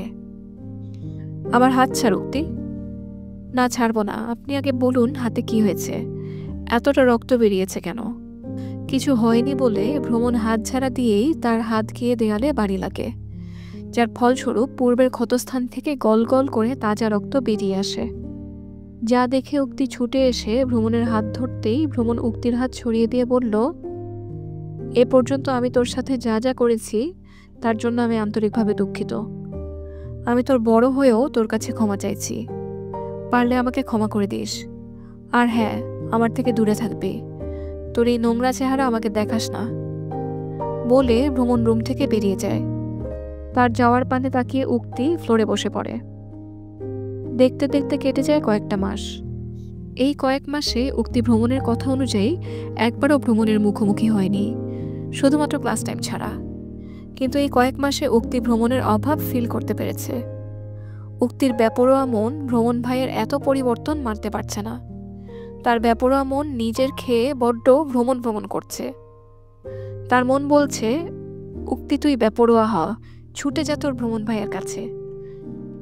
কিন্তু ভ্রমণ সেই রাতের কাজের জন্য নিজের কাছে নিজেই লজ্জিত। সেদিন রাগের বশবর্তী হয়ে উক্তির সাথে অনেক বড় অন্যায় করে ফেলেছে সে। এজন্য সে নিজেও উক্তির থেকে যথাসম্ভব দূরত্ব বজায় রাখার চেষ্টা করছে। দুজনেই উপরে উপরে এমন ভাব করছে যেন দুজন দুজনের অপরিচিত। ইতিমধ্যে উক্তির বেশ কয়েকজনের সাথে বন্ধুত্ব হয়েছে। উক্তি রাহাত নামের একটা ছেলের সাথে বেঞ্চের উল্টো দিকে বসে গল্প করছিল। এরই মধ্যে ভ্রমণ স্যার ক্লাসে উপস্থিত হয়। তাকে দেখা মাত্রই সব স্টুডেন্ট যার যার আসনে বসে একদম চুপচাপ হয়ে যায়। মুহূর্তের মধ্যে ক্লাসে পিনপতন নীরবতা কাজ করে। কিন্তু উক্তি গল্পে এতটাই মগ্ন ছিল যে ভ্রমণ স্যারের ক্লাসে আসাটা লক্ষ্য করেনি। সে তার মতো করে বকবক করে যাচ্ছে। এরই মধ্যে ভ্রমণ স্যার উক্তির পাশে এসে দাঁড়িয়ে বলল, মিস উক্তি, এটা কোনো পার্ট নয়। আপনার যদি একান্তই গল্পের প্রয়োজন হয় তার জন্য দরজা খোলা আছে। আপনি আপনার ফ্রেন্ডকে নিয়ে ক্লাসরুম থেকে বেরিয়ে ঘন্টার পর ঘন্টা বসে গল্প করুন, আপনাদের কেউ কিছু বলবে না। সরি স্যার, এটা ক্লাস করার জায়গা, আড্ডা দেওয়ার জায়গা নয়। Mind it. Yes sir, I got it. ভ্রমণ স্যার হিসাব বিজ্ঞান ক্লাস নেন। তিনি রেওয়া মিল চ্যাপ্টার সম্পর্কে বিস্তারিত আলোচনার পর বোর্ডে একটা ম্যাথ করে রেওয়া মিল প্রস্তুতকরণ পদ্ধতি বুঝিয়ে দেন। ভ্রমণ স্যারের বোঝানোর ধরন অন্য স্যারদের তুলনায় সম্পূর্ণ আলাদা। তিনি খুব সহজ সাবলীলভাবে নিজের মতো করে বোঝানোর চেষ্টা করেন, যার কারণে ছাত্রছাত্রীদের ম্যাথ বুঝতে সহজ হয়। তারা খুব সহজেই বুঝে যায় রেওয়া মিলে কোন এন্ট্রি ডেবিট পাশে যাবে, কোন এন্ট্রি ক্রেডিট পাশে যাবে, রেওয়া মিলে কোন কোন এন্ট্রিগুলো অন্তর্ভুক্ত হবে, কোন কোন এন্ট্রিগুলো অন্তর্ভুক্ত হবে না। ভ্রমণ স্যার ক্লাস শেষে হোমওয়ার্ক দিয়ে ক্লাস থেকে বেরিয়ে যান। তিনি ক্লাস থেকে বের হওয়ার সাথে সাথেই উক্তি ওয়াশরুমে যাওয়ার জন্য ক্লাসের বাইরে আসে। সে বাইরে আসা মাত্রই তার পা থেমে যায়। ভ্রমণ স্যার ইরা ম্যামের সাথে হেসে হেসে কথা বলছেন। ইরা ম্যাম নানান বাহানায় তাকে ছুঁয়ে দিচ্ছে। এই দৃশ্য দেখে উক্তির চোখে মুখে আধার নেমে আসে। তার বুকে চিনচিনে ব্যথা অনুভব হয়। মনে হয় কেউ যেন ছুরি দিয়ে তার হৃদয় ক্ষতবিক্ষত করে দিয়েছে। উক্তি আর এক মুহূর্ত সেখানে না দাঁড়িয়ে দৌড়ে ওয়াশরুমে চলে গেল। ওয়াশরুমে গিয়ে সিঙ্কের সামনে দাঁড়িয়ে চোখ মুখে পানি ছিটা দিয়ে নিজের চুল টেনে ধরে বলল, ও এসব কি হচ্ছে আমার সাথে? ভ্রমণ ভাইকে ইরা ম্যামের সাথে দেখে আমার এত জ্বলছে কেন? কেন আমি ভ্রমণ ভাইয়ের সাথে অন্য কোনো মেয়েকে সহ্য করতে পারছি না? কেন কেন বলে উক্তি নিজের চুল টেনে ছিঁড়ে ফেলে। ঠিক তখনই উক্তি সিঙ্কের মিররে প্রতিবিম্ব দেখতে পায়। সে উক্তিকে বলছে, কারণটা তুই না জানলেও আমি জানি উক্তি। কি জানিস তুই? তুই ভ্রমণ ভাইকে ভালোবেসে ফেলেছিস উক্তি। নিজের ভালোবাসার মানুষের সাথে অন্য কোনো নারীকে সহ্য করার ক্ষমতা পৃথিবীর কোনো মেয়ের নেই। তুই তো তার কোনো ব্যতিক্রম নোস। সব মিথ্যা কথা। আমি এটা কিছুতেই করতে পারি না। আমি বামন হয়ে চাঁদে হাত বাড়াতে পারি না। ভ্রমণ ভাই দয়া করে তাদের বাড়িতে আমাকে আশ্রয় দিয়েছে। আমি ভ্রমণ ভাইকে ভালোবাসি না। ভালোবাসি না আমি ভ্রমণ ভাইকে। আমি তাকে ঘৃণা করি, ঘৃণা। তুই ভ্রমণ ভাইকে ভালোবাসিস, এটাই তো সত্যি। আচ্ছা মানছি তুই ভ্রমণ ভাইকে ভালোবাসিস না। এটা তুই তোর বুকে হাত রেখে বলতে পারবি? বলতে পারবি তুই ভ্রমণের রাগ শাসন, তোর প্রতি ভ্রমণের অধিকার ফলানো এসব মিস করিসনি? হ্যাঁ করেছি। আমি প্রতি ক্ষণে ক্ষণে চেয়েছি সে আগের মতো আমাকে ধমক দিক, বকা দিক, আমাকে শাসন করুক। আমি চাই না সে যে হাতে আমাকে স্পর্শ করেছে সেই হাতে অন্য মেয়েকে স্পর্শ করুক। যে ওষ্ঠ আমার ওষ্ঠে মিলিয়েছে সে ওষ্ঠ অন্য নারীর ওষ্ঠে মিলুক। তাই বলে এটা নয় যে তাকে আমি ভালোবাসি। তুই মানিস বা না মানিস, তুই ভ্রমণ ভাইকে ভালোবাসিস। এটা স্বীকার করতে দ্বিধা কোথায় বলতো উক্তি? তুই তোর ভালোবাসার কথা বলে দে ভ্রমণ ভাইকে। দেখ উক্তি, ভালোবাসা কারো জীবনে বলে কয়ে আসে না, হুট করেই হয়ে যায়। ভালোবাসা আছে বলেই আমাদের জীবন সুন্দর, রঙিন হয়ে ওঠে। তুই আর দেরি করিস না উক্তি, তাহলে দেখা যাবে তোর ভালোবাসার মানুষ তোর থেকে দূরে সরে গিয়েছে। আমি ভ্রমণ ভাইকে ভালোবাসি না বলেই প্রতিবিম্বের দিকে পানি ছুড়ে দিল উক্তি। পানি ছুড়ে দিতেই প্রতিবিম্ব মিলিয়ে গেল, যা দেখে উক্তি মাথা ধরে নিচে বসে পড়ল। মার্কেটিং ক্লাস নেওয়ার জন্য ইরা ম্যাম ক্লাসে আসে, কিন্তু উক্তি ক্লাসে আসছে না দেখে উক্তির ফ্রেন্ড নীলাশা ইরা ম্যামকে বলে ওয়াশরুমে এসে দেখে উক্তি হাঁটুর মধ্যে মাথা গুঁজে দিয়ে বসে রয়েছে। কেমন বিধ্বস্ত লাগছে উক্তিকে দেখতে। এলোমেলো চুল ফ্লোরে ছড়িয়ে ছিটিয়ে রয়েছে, চোখের কাজল লেপটে গিয়েছে। নীলাশা দৌড়ে গিয়ে উক্তিকে ফ্লোর থেকে তুলতেই উক্তি নীলাশাকে জড়িয়ে ধরে কান্না করে দিল। নীলাশা উক্তিকে কান্না করতে দেখে অনেকটা ঘাবড়ে যায়। সে উক্তিকে কখনো এতটা ভেঙে পড়তে দেখেনি। নীলাশা উক্তির পিঠে হাত বুলিয়ে দিয়ে বলল, কি হয়েছে উক্তি? আমি বড় একটা ভুল করে ফেলেছি রে নীলু, এ ভুলের কোনো ক্ষমা হয় না। আমি তোর কথার আগামাথা কিছুই বুঝতে পারছি না। কি হয়েছে খোলাসা করে বল। এটা একান্তই আমার ব্যক্তিগত ব্যাপার নীলু, না আমি কারোর সাথে শেয়ার করতে পারবো না, না এই ভুলের প্রায়শ্চিত্ত করতে পারবো না। এছকে তুই বলতে না চাইলে আমি তোকে জোর করব না। ইরা ম্যাম ক্লাসে গিয়েছেন, এতক্ষণে বোধহয় ক্লাস শুরু হয়ে গিয়েছে। চল ক্লাসে যাই। আমার ভালো লাগছে না রে, আমি আজকে আর ক্লাস করব না, বাড়ি চলে যাব। তাহলে আমিও তোর সাথে চলে যাই। আমি একা একা থেকে কি করব? তুই ক্লাস কর, তাহলে আমি তোর থেকে নোটস নিতে পারবো। আচ্ছা ঠিক আছে, সাবধানে গাড়ি দেখে রাস্তা পার হোস। সাবধানে রাস্তা পার হয়ে কি হবে? যদি জীবনের প্রতি কোনো মায়াই না থাকে, আমার নিজের জীবনের প্রতি কোনো অভিযোগ নেই। যা হয়ে যায় যাক, বাঁচতে ইচ্ছা করে না। কার জন্য বাঁচবো বল?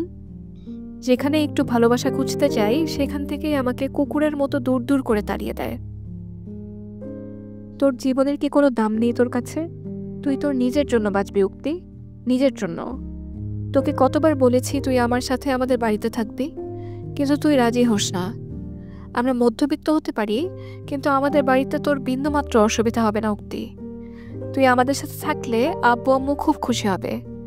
তারা যখন আমাদের দুই ভাই বোনকে খেতে পড়তে দিতে পারছে, তোকেও দিতে পারবে।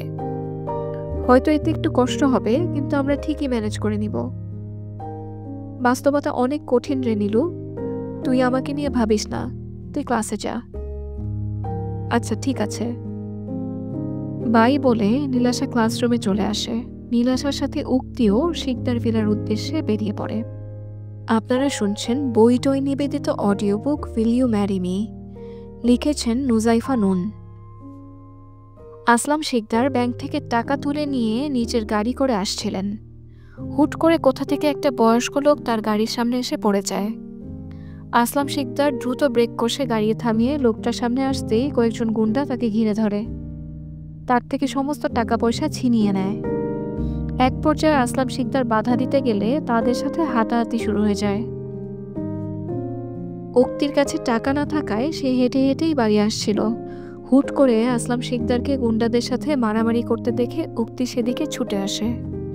তাদের মধ্যে মারামারি চলছে, এর মধ্যে একটা গুন্ডা আসলাম শিকদারের দিকে ছুরি নিয়ে এগিয়ে আসে। গুন্ডাটা আসলাম শিকদারের পেট বরাবর ছুরি চালিয়ে দিতে যাবে, তার আগে উক্তি ছুটে এসে আসলাম শিকদারের সামনে দাঁড়ায়, যার ফলস্বরূপ ছুরি উক্তির পেটে ঢুকে যায়।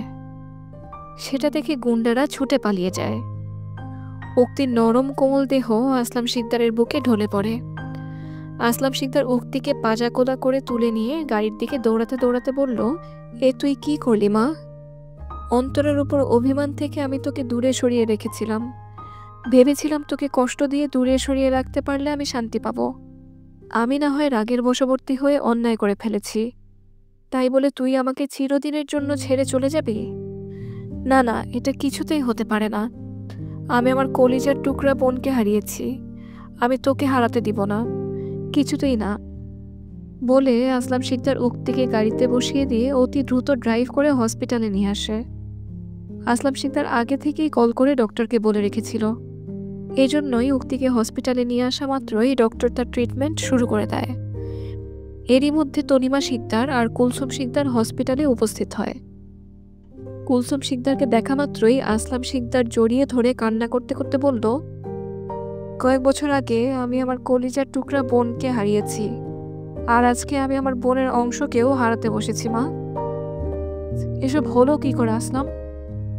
সব আমার জন্য হয়েছে মা, সব আমার জন্য।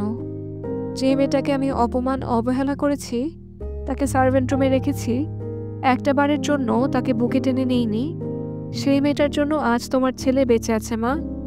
শুধুমাত্র আমাকে বাঁচাতে গিয়ে মেয়েটা মৃত্যুর সাথে পাঞ্জা লড়ছে। ওর কিছু হয়ে গেলে আমি আমার নিজেকে ক্ষমা করতে পারবো না মা। মেয়েটা আমাদের থেকে কিছুই চায়নি, শুধুমাত্র একটু ভালোবাসা চেয়েছে, যা টাকা দিয়ে কিনতে হয় না। কিন্তু তোরা তাকে ভালোবাসার বদলে অপমান অবহেলা দিয়েছিস। উক্তি মরে গেলেই বা তোর কি? ওর বেঁচে থাকলেই বা তোর কি? আমার ভুল হয়ে গেছে মা। আমারও ইচ্ছা হতো উক্তিকে বুকে টেনে নিতে, ওর মুখ থেকে মামা ডাক শুনতে, কিন্তু তখনই আমার বাবার মৃত চেহারা, আমাদের রাস্তায় রাস্তায় বেড়ানোর দৃশ্য সামনে ভেসে আসতো। কিন্তু আমি এখন বুঝতে পারছি ভুল অন্তরা করেছে, এই বাচ্চাটা তো কোনো ভুল করেনি। আমি আমার ভুলের প্রায়শ্চিত্ত করবো মা। উক্তি একবার সুস্থ হয়ে যাক, আমি উক্তির কাছে হাত জোর করে ক্ষমা চাইব, ওকে আর কোনো কষ্ট দিব না। কুলসুম শিকদার আসলামের মাথায় হাত বুলিয়ে দিয়ে বলল, তুই শান্ত হ আসলাম, উক্তির কিছু হবে না, উক্তি সুস্থ হয়ে যাবে। আসলাম শিকদার কিছু বলতে যাবে, তার আগে ডক্টর বেরিয়ে এসে বলল, হসপিটালে মেয়েটাকে নিয়ে আসতে আপনি অনেক দেরি করে ফেলেছেন মিস্টার আসলাম শিকদার। অনেক রক্তক্ষরণ হয়েছে মেয়েটার, কন্ডিশন খুবই critical. Emergency 4 bag AB negative রক্ত লাগবে। আমাদের ব্লাড ব্যাংকে এবি নেগেটিভ রক্ত নেই, অতি দ্রুত রক্তের ব্যবস্থা করুন, নয়তো মেয়েটাকে বাঁচানো সম্ভব হবে না। আমার ব্লাড গ্রুপ এবি নেগেটিভ। আপনার যেই কয় ব্যাগ রক্ত লাগবে আপনি আমার শরীর থেকে নিন ডক্টর, তবুও আমার মেয়েটাকে বাঁচিয়ে দিন প্লিজ ডক্টর, প্লিজ। প্রথমত 2 ব্যাগ রক্ত দিয়ে দিলে দ্বিতীয় ব্যাগ থেকে গ্রহীতার খুব বেশি উপকার পাবেন না। আপনি যখন 1 ব্যাগ রক্ত দেন তখনই আপনার শরীরে ব্লাড সেল কমে যায়, যা রিকভার না হওয়া পর্যন্ত ব্লাড দেওয়া ঠিক না। দ্বিতীয়ত, ব্লাড সেল দ্বিগুণ কমিয়ে ফেললে আপনি নিজেই রক্তশূন্যতায় পড়ার বিশাল সম্ভাবনা আছে। তাই আমার মনে হয় না আপনার 1-এর অধিক ব্লাড দেওয়া জরুরি। ঠিক আছে ডক্টর, আপনি আপাতত 1 ব্যাগ আমার রক্ত মেয়েটার শরীরে দিন, বাকি 3 ব্যাগ আমি জোগাড় করে নিয়ে আসবো। ডক্টর কিছু বলতে যাবেই তার আগেই সিস্টার এসে বলল, স্যার, এবি নেগেটিভ ব্লাড গ্রুপে 3 জন ডোনার এসেছে। তারা স্বেচ্ছায় পেশেন্টকে ব্লাড ডোনেট করবে। That's great. চলুন মিস্টার আসলাম। Yes sir. সাদা বিছানার উপর উক্তির নরম কোমল দেহ পড়ে রয়েছে। পরনে হসপিটালের আকাশি রঙের পোশাক। লম্বা চুলগুলো দুপাশে বেনি করে রাখা হয়েছে। হাতে ক্যানোলা লাগানো। অনবরত স্যালাইন চলছে। চোখের নিচে কালো দাগ পড়ে গিয়েছে। চেহারায় মলিনতার ছাপ ফুটে উঠেছে। তার শিওরে বসে রয়েছে কুলসুম শিকদার। যদিও আসলাম শিকদার উক্তির কাছে ছিল, কিন্তু সেই দুপুর থেকে তিনি হসপিটালে এদিক ওদিক দৌড়াদৌড়ি করতে করতে ক্লান্ত হয়ে যান, যার কারণে কুলসুম শিকদার জোর করে তাকে বাড়ি পাঠিয়ে দিয়েছে। সেই দুপুর থেকে ছেলেটা এক ফোঁটা পানিও মুখে দেয়নি। কুলসুম শিকদার বাড়ির অন্য সদস্যদের একদমই বিশ্বাস করেন না, তাই তিনি নিজেই উক্তির দেখভাল করার জন্য হসপিটালে রয়ে গিয়েছেন। মেয়েটাকে বড্ড ভালোবাসেন তিনি। একটানা অনেকক্ষণ বসে থাকার কারণে তার মাজা ব্যথা হয়ে যায়। তিনি টুল থেকে উঠে একটু হাঁটাহাঁটি করে এসে টেবিলের উপরে ঢেকে রাখা গ্লাস থেকে পানি খেয়ে আবারও গিয়ে টুলের উপর বসেন। কিন্তু হঠাৎই যেন তার দুচোখ বন্ধ হয়ে আসে। তিনি টুলের উপর বসে থাকতে না পেরে পাশের বেডের বিছানায় গা এলিয়ে দিতেই ঘুমের রাজ্যে তলিয়ে যান। তার ঘুমানোর সাথে সাথেই কেউ একজন সন্তর্পণে দরজা খুলে ছুরি হাতে নিয়ে এক পা করে উক্তির দিকে এগিয়ে এসে উক্তির পেটে ছুরি ঢুকিয়ে দিতে যাবে, তার আগেই একজন মাস্ক পরা ব্যক্তি অজানা লোকটার হাত ধরে ফেলল। কিছুক্ষণ তাদের মাঝে হাতাহাতি হয়। হাতাহাতির এক পর্যায়ে মাস্ক পরা লোকটা অজানা ব্যক্তির নাক বরাবর ঘুষি মেরে দেয়। ঘুষি খেয়ে লোকটা নিচে পড়ে যায়। তৎক্ষণাৎ মাস্ক পরা লোকটা তাকে কলার চেপে ধরে ফ্লোর থেকে তুলে বলল, মেয়েটার সাথে কিসের শত্রুতা তোর? কেন মারতে চাইছিস ওকে? তার সাথে আমার কোনো শত্রুতা নেই, এমনকি তাকে চিনিও না পর্যন্ত। তাকে মারার জন্য আমাকে টাকা দেওয়া হয়েছে। কথাটা শোনা মাত্রই মাস্ক পরা লোকটার চোখ বড় বড় হয়ে গেল। সে মনে মনে বলল, এমন ফুলের মতো একটা মেয়েরও শত্রু রয়েছে? কে মারতে চাইছে তাকে? অতঃপর লোকটা বলল, মেয়েটাকে মারার জন্য কে তোকে টাকা দিয়েছে? সেটা আমি বলতে পারবো না, তবে এটুকু বলতে পারি তার বাড়ির লোকই তাকে মারতে চায়। বাড়ির লোক? হ্যাঁ, বাড়ির লোক। বাড়ির লোক কে তোকে পাঠিয়েছে সেটা তো আমি ঠিকই খুঁজে বের করব, তার আগে তোর ব্যবস্থা করতে হবে।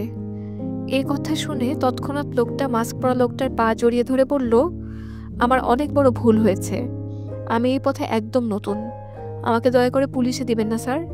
বাড়িতে আমার পোয়াতি বউ প্রসব বেদনায় ছটফট করছে।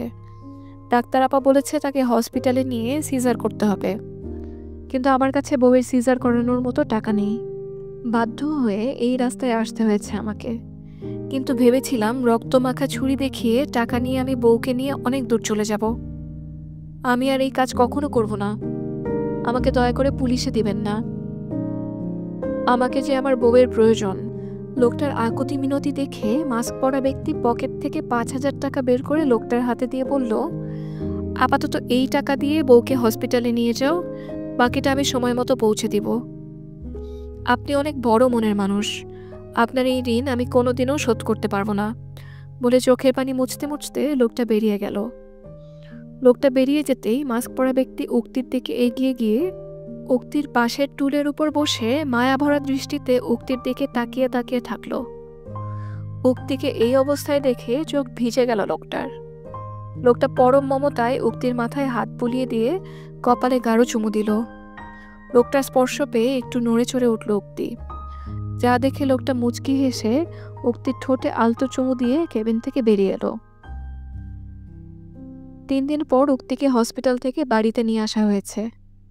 তাকে ভ্রমণের পাশের রুমে রাখা হয়েছে। আসলাম শিকদার চোখে হারাচ্ছেন উক্তিকে। উক্তিকে খাওয়ানো, চুল আঁচড়ে দেওয়া সবটা করছেন আসলাম শিকদার। তার এত ভালোবাসা দেখে খুশিতে চোখে পানি আসে উক্তির। উক্তি ভাবতেও পারেনি সে কখনো মামার আদর ভালোবাসা পাবে। দুর্ঘটনার পর তনিমা শিকদারও উক্তির খেয়াল রাখে, তার সাথে ভালো ব্যবহার করে। সবার ভালোবাসার মাঝেও উক্তির দু চোখ শুধু তার ভ্রমণ ভাইকে খুঁজে চলে। উক্তি অসুস্থ এটা জানার পরেও ভ্রমণ একটা বারের জন্য উক্তিকে দেখতে আসেনি। এই ব্যাপার বড্ড পোড়ায় উক্তিকে। তবে সেই অজানা মানুষটা উক্তির খেয়াল রাখতে ভুলে যায়নি। সে মানুষটা রোজ রাতে উক্তির রুমে এসে পরম মমতায় চুলে হাত বুলিয়ে দেয়, কপালে চুমু দিয়ে গায়ে কাঁথা টেনে বেরিয়ে আসে। উক্তির যেন সেই সময় চাইলেও চোখ খুলতে পারে না। মানুষটাকে জানার জন্য বড্ড ছটফট করে সে, কিন্তু কোনো লাভ হয় না। উক্তির অসুস্থতার কথা শুনে নীলাশা সহ আরও অনেকে উক্তিকে দেখতে আসে। উক্তির জন্য ফুল, আইসক্রিম, ফুচকা, ঝালমুড়ি, সাথে সব নোটস নিয়ে আসে। দিনটা বেশ এনজয় করে উক্তি। অনেকটা সুস্থ বোধ করায় উক্তি বই খাতা নিয়ে পড়তে বসে। তখন তার রুমে ভ্রমণ প্রবেশ করে। ভ্রমণকে দেখে অনেক অবাক হয়ে যায় উক্তি। ফর্সা চেহারায় মলিনতার ছাপ ফুটে উঠেছে, চোখ লাল টকটকে হয়ে আছে, মুখ ভর্তি দাড়ি গোঁফ গজিয়েছে, চুলগুলো বড় বড় হয়ে গিয়েছে। সেই পরিপাটি ভ্রমণ ভাইকে এমন বিধ্বস্ত অবস্থায় দেখে বুক কেঁপে উঠে উক্তির। উক্তি কিছু বলতে গিয়েও বলতে পারে না, তার গলা ভিজে আসে। ভ্রমণ চুপচাপ উক্তির পাশে এসে নরম কণ্ঠে বলল, কেমন আছিস উক্তি? উক্তি মনে মনে বলল, বিশ্বাস করুন ভ্রমণ ভাই, আপনি আমার আশেপাশে থাকলে অসুস্থতার প্রভাব আমার উপর পড়ে না। আপনাকে দেখা মাত্রই আমি সম্পূর্ণ সুস্থ হয়ে গিয়েছি। আপনি এত ব্রিলিয়ান্ট স্টুডেন্ট, একজন টিচার, কত কত স্টুডেন্ট পড়ান, অথচ আপনি আমার মনটা পড়তে পারলেন না ভ্রমণ ভাই। আপনি কি আমাকে দেখে বুঝতে পারেন না আমি আপনাকে কতটা ভালোবাসি, আপনাকে কতটা নিজের করে পেতে চাই? আপনি হয়তো বলবেন, তুই একটা আশ্রিতা হয়ে আমার দিকে হাত বাড়িয়েছিস, তুই তো অনেক লোভী রে উক্তি। হ্যাঁ ভ্রমণ ভাই, আমি অনেক লোভী। আমি আজ তো আপনিটাকে আমার করে পেতে চাই। আপনি আমার জীবনের প্রথম পুরুষ যে আমাকে ছুঁয়ে দিয়েছে। আমি চাই না দ্বিতীয় কোনো পুরুষ আমার জীবনে আসুক। কিন্তু সবার চাওয়া কি আর পূরণ হয়? আমার ভাগ্যে যে ভ্রমণ ভাই নেই। অদ্ভুতভাবে আমার আর আমার মায়ের ভাগ্য একই সুতোয় বাঁধা হয়ে গিয়েছে। আমার মা যেমন ভালোবেসে নিজের পরিবার পরিজন এই রাজপ্রাসাদ ছেড়ে চলে গিয়েও ভালোবাসার মানুষকে নিজের করে পাইনি, তেমনি আমিও এমন একটা মানুষকে ভালোবাসলাম যে কখনো আমার হবে না, যাকে ভালোবাসি কথাটা বলার সাহসও আমার নেই।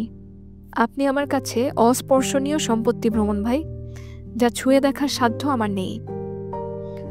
উক্তিকে ভ্রমণের দিকে পলকহীনভাবে তাকিয়ে থাকতে দেখে ভ্রমণ বলল, তুই এমনভাবে আমার দিকে তাকিয়ে রয়েছিস যেন আমি একটা হাড্ডি। রাস্তায় হাড্ডি দেখলে কুকুর ঠিক এমনভাবেই তাকিয়ে থাকে। আপনি আমাকে কুকুরের সাথে তুলনা করলেন ভ্রমণ ভাই? ভ্রমণ উক্তির কথার উত্তর না দিয়ে বলল, এইচএসসির পরীক্ষার তো আর বেশি দিন সময় নেই। আগামী মাসের 5 তারিখ থেকে টেস্ট পরীক্ষা শুরু হবে। তোকে নিয়ে সব স্যারেরা গর্ববোধ করে, তোকে অনেক ভালোবাসে। তুই সবার ভালোবাসার মান রাখিস। একটু মনোযোগ দিয়ে পড়লে তোর ভালো রেজাল্ট হবে। অসুস্থতার জন্য পড়াশোনায় অনেক পিছিয়ে গিয়েছিস তুই। তোর ফ্রেন্ডরা যে নোটগুলো দিয়ে গিয়েছে সেগুলো কর, আর যদি কোনো হেল্প লাগে আমাকে বলবি। ঠিক আছে ভ্রমণ ভাই, নিজের খেয়াল রাখিস। আসছি আমি বলে ভ্রমণ ভাই বের হয়ে যাওয়ার আগে উক্তি বলল, ভ্রমণ ভাই। উক্তিটাকে ভ্রমণ পেছনে ফিরে বলল, কিছু বলবি? আমার হাতটা একটু ধরবেন ভ্রমণ ভাই? আমি তো খারাপ লোক, তোর হাত ধরে যদি তোর অসহায়ত্বের সুযোগ নিতে চাই। উক্তি কিছু বলার আগেই ভ্রমণ রুম থেকে বের হয়ে গেল। তার যাওয়ার পানে তাকিয়ে উক্তি চোখের পানি ছেড়ে দিয়ে বলল, আমাকে কেন এত পড়াচ্ছেন ভ্রমণ ভাই? আমাকে একটু ভালোবাসলে আপনার কি এমন ক্ষতি হবে ভ্রমণ ভাই? আপনি আমার মস্তিষ্ক জুড়ে বসবাস করতে শুরু করেছেন। আপনাকে ছাড়া আমি কিছুই ভাবতে পারি না। আপনার জন্য আমার ভেতরে কি চলে সেটা যদি আপনি বুঝতে পারতেন, তাহলে আমাকে কষ্ট দেওয়ার দুঃসাহস দেখাতেন না। আপনারা শুনছেন বইটই নিবেদিত audio book will you marry me, লিখেছেন নুজাইফা নুন। দেখতে দেখতে কেটে যায় 1 মাস। উক্তি এখন পুরোপুরি সুস্থ হয়ে গিয়েছে। আগামীকাল থেকে তার টেস্ট পরীক্ষা শুরু হবে।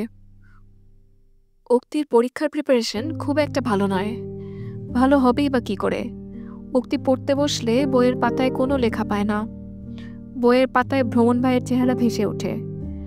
উক্তি বিরক্ত হয়ে নিজের চুল টেনে ছিঁড়তে শুরু করে। আর তখনই তার রুমে আসলাম শিকদার আসে। তার হাতে 1 গ্লাস দুধ, ডিম সহ প্লেট ভর্তি ফলমূল। তিনি এসে উক্তিকে এমন বিধ্বস্ত দেখে কিছুটা ঘাবড়ে যায়। তিনি উক্তিকে চেয়ার থেকে উঠিয়ে বিছানায় নিয়ে বসিয়ে দিয়ে বলল, কি হয়েছে মা? তোর মুখটা এমন শুকনো লাগছে কেন? কিছু হয়নি মামা, আগামীকাল থেকে পরীক্ষা শুরু হবে তো, তাই টেনশন হচ্ছে। টেনশন করলে চলবে না মা। উক্তি মুখ ফসকে বলে ফেলল, তোমার ছেলেই তো আমার যত টেনশনের কারণ। মানে? আরে তোমার ছেলে আমার টিচার তো, সারাক্ষণ আমার সাথে খারাপ ব্যবহার করে, একটুও ভালোবাসে না। আমাকে একটু ভালোবাসলে তোমার ছেলের ভালোবাসার স্টকে কি ঘাটতি পড়বে?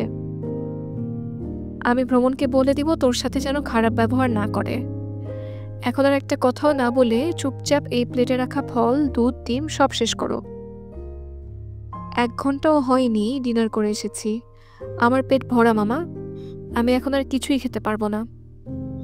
আসলাম শিকদার উক্তির মুখের মধ্যে ডিম ঢুকিয়ে দিয়ে বলল, খাবি না বললে তো হবে না, মরতে মরতে বেঁচে ফিরেছিস। ডক্টর বলেছে পুষ্টিকর খাবার খেতে, খাবারে যেন কোনো অনিয়ম না হয়। উক্তি খাবে না করেও বাধ্য হয়ে খেতে লাগলো, যা দেখে আসলাম শিকদার বলল, তোর মাকেও ঠিক এই একইভাবেই আমি জোর করে খাওয়াতাম, তার চুলে তেল দিয়ে বেনি করে দিতাম। মেয়েটা মাধ্যমিকে পড়ার সময়ও তাকে ঘাড়ে চড়িয়ে নিয়ে বেড়াতাম। হয়তো আমার ভালোবাসায় কমতি ছিল, তাই তো তোর মা আমাকে ছেড়ে, আমাদের সবাইকে ছেড়ে চলে গেল। তুইও তোর মায়ের মতো আমাকে ছেড়ে যাস না উক্তি। উক্তি কিছু একটা ভেবে বলল, আমি সারা জীবন এই বাড়িতে তোমাদের সাথে থাকতে চাই মামা, কিন্তু কিছুদিন পর আমি তোমাদের বোঝা হয়ে যাব, আমাকে বিয়ে দিয়ে পরের ঘরে পাঠিয়ে দিবে তুমি। বিয়ে দিব ঠিকই, কিন্তু তোকে পরের ঘরে যেতে দিব না। তোর মামার কি কম টাকা পয়সা আছে নাকি? ঘর জামাই রাখবো আমি। এখন আর কেউ ঘর জামাই হয়ে থাকতে চায় না মামা, তার থেকে বরং তুমি ভ্রমণ ভাইয়ের সাথে আমার বিয়ে দিয়ে দাও, তাহলে 1 ঢিলে 2 পাখি মারা হয়ে গেল। আমিও তোমার কাছে থাকতে পারলাম, আবার তোমার ঘর জামাইও রাখতে হলো না। আইডিয়াটা মন্দ নয়। তার মানে আমাকে ভ্রমণ ভাইয়ের বউ করতে তোমার কোনো আপত্তি নেই মামা? আমার কোনো আপত্তি নেই, কিন্তু ভ্রমণ রাজি হবে তো? তাকে কিভাবে রাজি করাতে হয় সেই টেকনিক জানা আছে আমার। সে যদি টিচার হয়, আমিও তো তার ছাত্রী। ছেলের বাপকে যখন পটাতে পেরেছি, তখন ছেলেকেও ঠিক পটিয়ে নিব। আসলাম শিকদার একগাল হেসে বলল, বেস্ট অফ লাক। আমি আসছি তাহলে। অনেক রাত গিয়েছে, বেশি রাত জেগে থাকিস না মা, তাড়াতাড়ি শুয়ে পড়িস। ঠিক আছে মামা, গুড নাইট। গুড নাইট মামুনি, বলে আসলাম শিকদার দরজা চাপিয়ে দিয়ে বেরিয়ে গেলেন। তিনি যাওয়ার পর উক্তি কয়েক ঘন্টা পড়ার পর বই খাতা গুছিয়ে রেখে দিয়ে বিছানায় শুয়ে শুয়ে ভাবল, আজকে আমি দেখবই রোজ রাতে আমার রুমে আসা মানুষটা কে। যেই ভাবা সেই কাজ। উক্তি চোখ বন্ধ করে ঘুমের ভান করে পড়ে থাকলো। তার কিছুক্ষণ পর উক্তি বুঝতে পারল লোকটা তার দিকে পলকহীনভাবে তাকিয়ে আছে। কিছুক্ষণ তাকিয়ে থাকার পর উক্তির চুলে হাত বুলিয়ে দিল। তারপর উক্তির কপালে চুমু দিয়ে তার অধরে নিজের অধর মেলাতেই উক্তি লোকটার ঠোঁটে অনেক জোরে কামড় বসিয়ে দিল। উক্তি ভেবেছিল লোকটা হয়তো ব্যথায় আর্তনাদ করে উঠবে, আর তখনই সেই লোকটাকে হাতে নাতে ধরবে, কিন্তু লোকটা কিছু বলছে না দেখে উক্তি তাকে ছেড়ে দিয়ে বেড সুইচ অন করে। উক্তি সুইচ অন করে দেখলো লোকটা তার রুমে নেই। মুহূর্তের মধ্যেই যেন হাওয়া হয়ে গেল। উক্তি মাথা চুলকে বলল, শুধুমাত্র সকালের অপেক্ষা, সকালেই দেখা যাবে আমার সন্দেহ ঠিক কিনা। যাই বাবা, এখন ঘুমোতে যাই। সকাল 8টা। শিকদার ভিলার সবাই ডাইনিং টেবিলে খেতে বসেছে, কিন্তু ভ্রমণ এখনো টেবিলে আসেনি দেখে উক্তি বারবার সিঁড়ির দিকে তাকাচ্ছে। আসলাম শিকদার একটা প্লেটে খাবার নিয়ে উক্তি আর ভূমি দুজনকেই খাইয়ে দিচ্ছে। ব্যাপারটা ভালো লাগলো না ভূমির নানু তারা বিবির। তিনি ফোড়ন কেটে বললেন, বাবা আসলাম, আগে নিজের মেয়েটাকে ঠিক করে খাইয়ে দাও, তারপর পরের মেয়ের কথা চিন্তা করো। উক্তি পরের মেয়ে নয়, উক্তি আমার বোনের মেয়ে। আমার কাছে ভূমি উক্তি দুজনেই সমান। আমি এতদিন আপনার কথা শুনে মেয়েটার সাথে অনেক অন্যায় করেছি আম্মা, কিন্তু আর নয় আম্মা। উক্তির বিন্দুমাত্র অবহেলা আমি সহ্য করব না। আজ এই মেয়েটার জন্য আমি বেঁচে আছি, আপনি হাজার চেষ্টা করলেও তাকে আমি আর কষ্ট দেব না। এসব কি বলছো তুমি বাবা?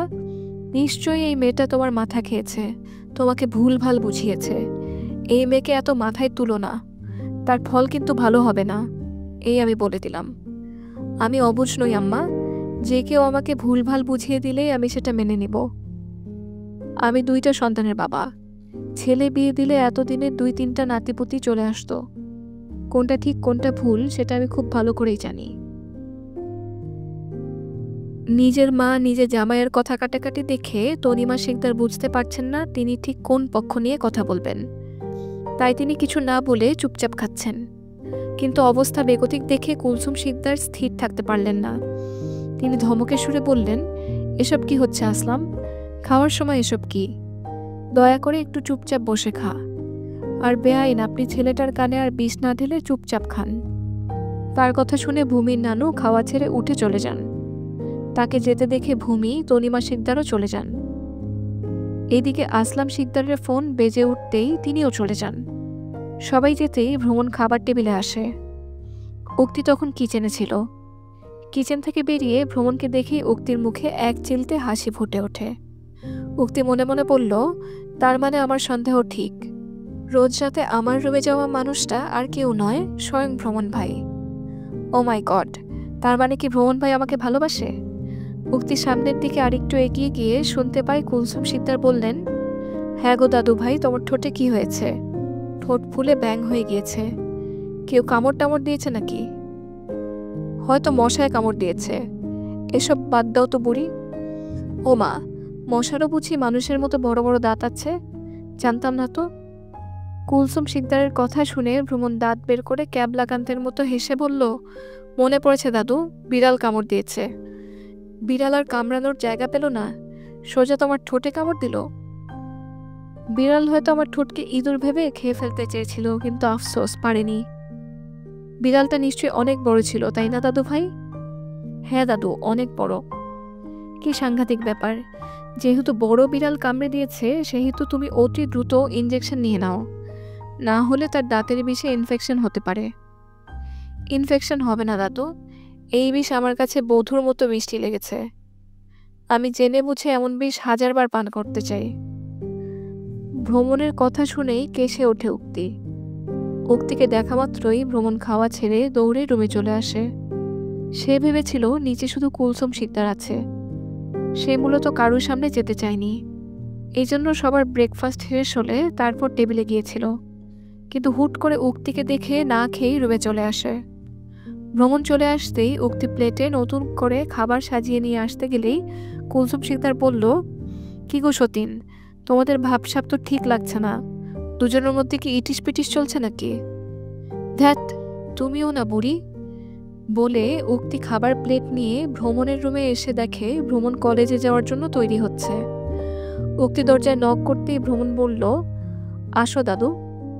উক্তি এক পা করে ভেতরে এসে খাবারের প্লেট টেবিলের উপরে রেখে বলল, আপনি না খেয়ে চলে আসলেন কেন ভ্রমণ ভাই? তুই এইখানে? আপনি তো আসতে বললেন। তুই কি দাদু? আমি দাদুকে আসতে বলেছি, তোকে নয়। এক্ষুনি আমার রুম থেকে বেরিয়ে যা। তোর মুখ দেখতে ইচ্ছে করছে না আমার। ভ্রমণের কথা শুনে উক্তি ভ্রমণের পায়ের উপর দাঁড়িয়ে তর্জনী আঙ্গুল দিয়ে ভ্রমণের মুখে স্লাইড করে বলল, আপনি যদি চান মুখ বাদে অন্য কিছু দেখাই। What the hell are you? আমাকে ভালোবাসেন ভ্রমণ ভাই? তোর মতো মাগুরার খ্যাতকে ভালোবাসার প্রশ্নই আসে না। আপনারা শুনছেন বইটই নিবেদিত audio book will you marry me, লিখেছেন নুজাইফা নুন। আমাকে যদি ভালো নাই বাসেন তাহলে রোজ রাতে আমার ঘরে কেন যান? কয়েক মাস আগে আপনি আমার রান্না করা খাবার খারাপ বলে ছুঁড়ে ফেলে দিয়ে আমাকে কিচেনে যেতে বারণ করেছিলেন। আসলে আমার রান্না করা খাবারে কোনো সমস্যা ছিল না। আমার যাতে রান্না করতে না হয় এজন্যই আপনি এই মিথ্যার আশ্রয় নিয়েছিলেন। কেন করেছিলেন ভ্রমণ ভাই? কেন বালতি বালতি কাপড় পরিষ্কার করে দিয়েছিলেন? কেন আমি অসুস্থ হলে আমার সেবা যত্ন করেছিলেন? আমার সার্ভেন্ট রুমে থাকতে কাজ করতে কষ্ট হতো বলে কেন মামাকে বলে পূর্বের কাজের লোকেদের এই বাড়িতে আবার নিয়ে এসেছিলেন? কেন ভ্রমণ ভাই, কেন? এর একটাই কারণ, আপনি আমাকে ভালোবাসেন। কয়েকদিন থেকেই আমার আপনাকে নিয়ে সন্দেহ ছিল। ওই অজানা লোকটার স্পর্শ, তার গায়ের ঘ্রাণ আমার পরিচিত মনে হতো। আপনার কাছাকাছি আসলে আমার যেমন অনুভূতি হতো, ঠিক ওই মানুষটা আমার কাছাকাছি আসলে তেমনই অনুভূতি তৈরি হতো। কিন্তু ওই লোকটা যে আপনি, এটা হিসাব মিলিয়ে দেখলাম ডেবিট ক্রেডিট দুই পাশে হিসাবই মিলে গিয়েছে। সেটা আরও শিওর হতে আমি গত রাতে ঘুমের ভান ধরে পড়ে থাকি। আপনি যখন আমার রুমে যান আমি সজ্ঞানে ছিলাম। আমি ইচ্ছে করেই আপনার ঠোঁটে কামড় বসিয়ে দিয়েছিলাম যাতে করে আমার আর কোনো কনফিউশন না থাকে। এখন আপনার ক্ষতবিক্ষত ঠোঁটই বলে দিচ্ছে আপনি আমার সেই শুভাকাঙ্ক্ষী, আমার ভালোবাসা।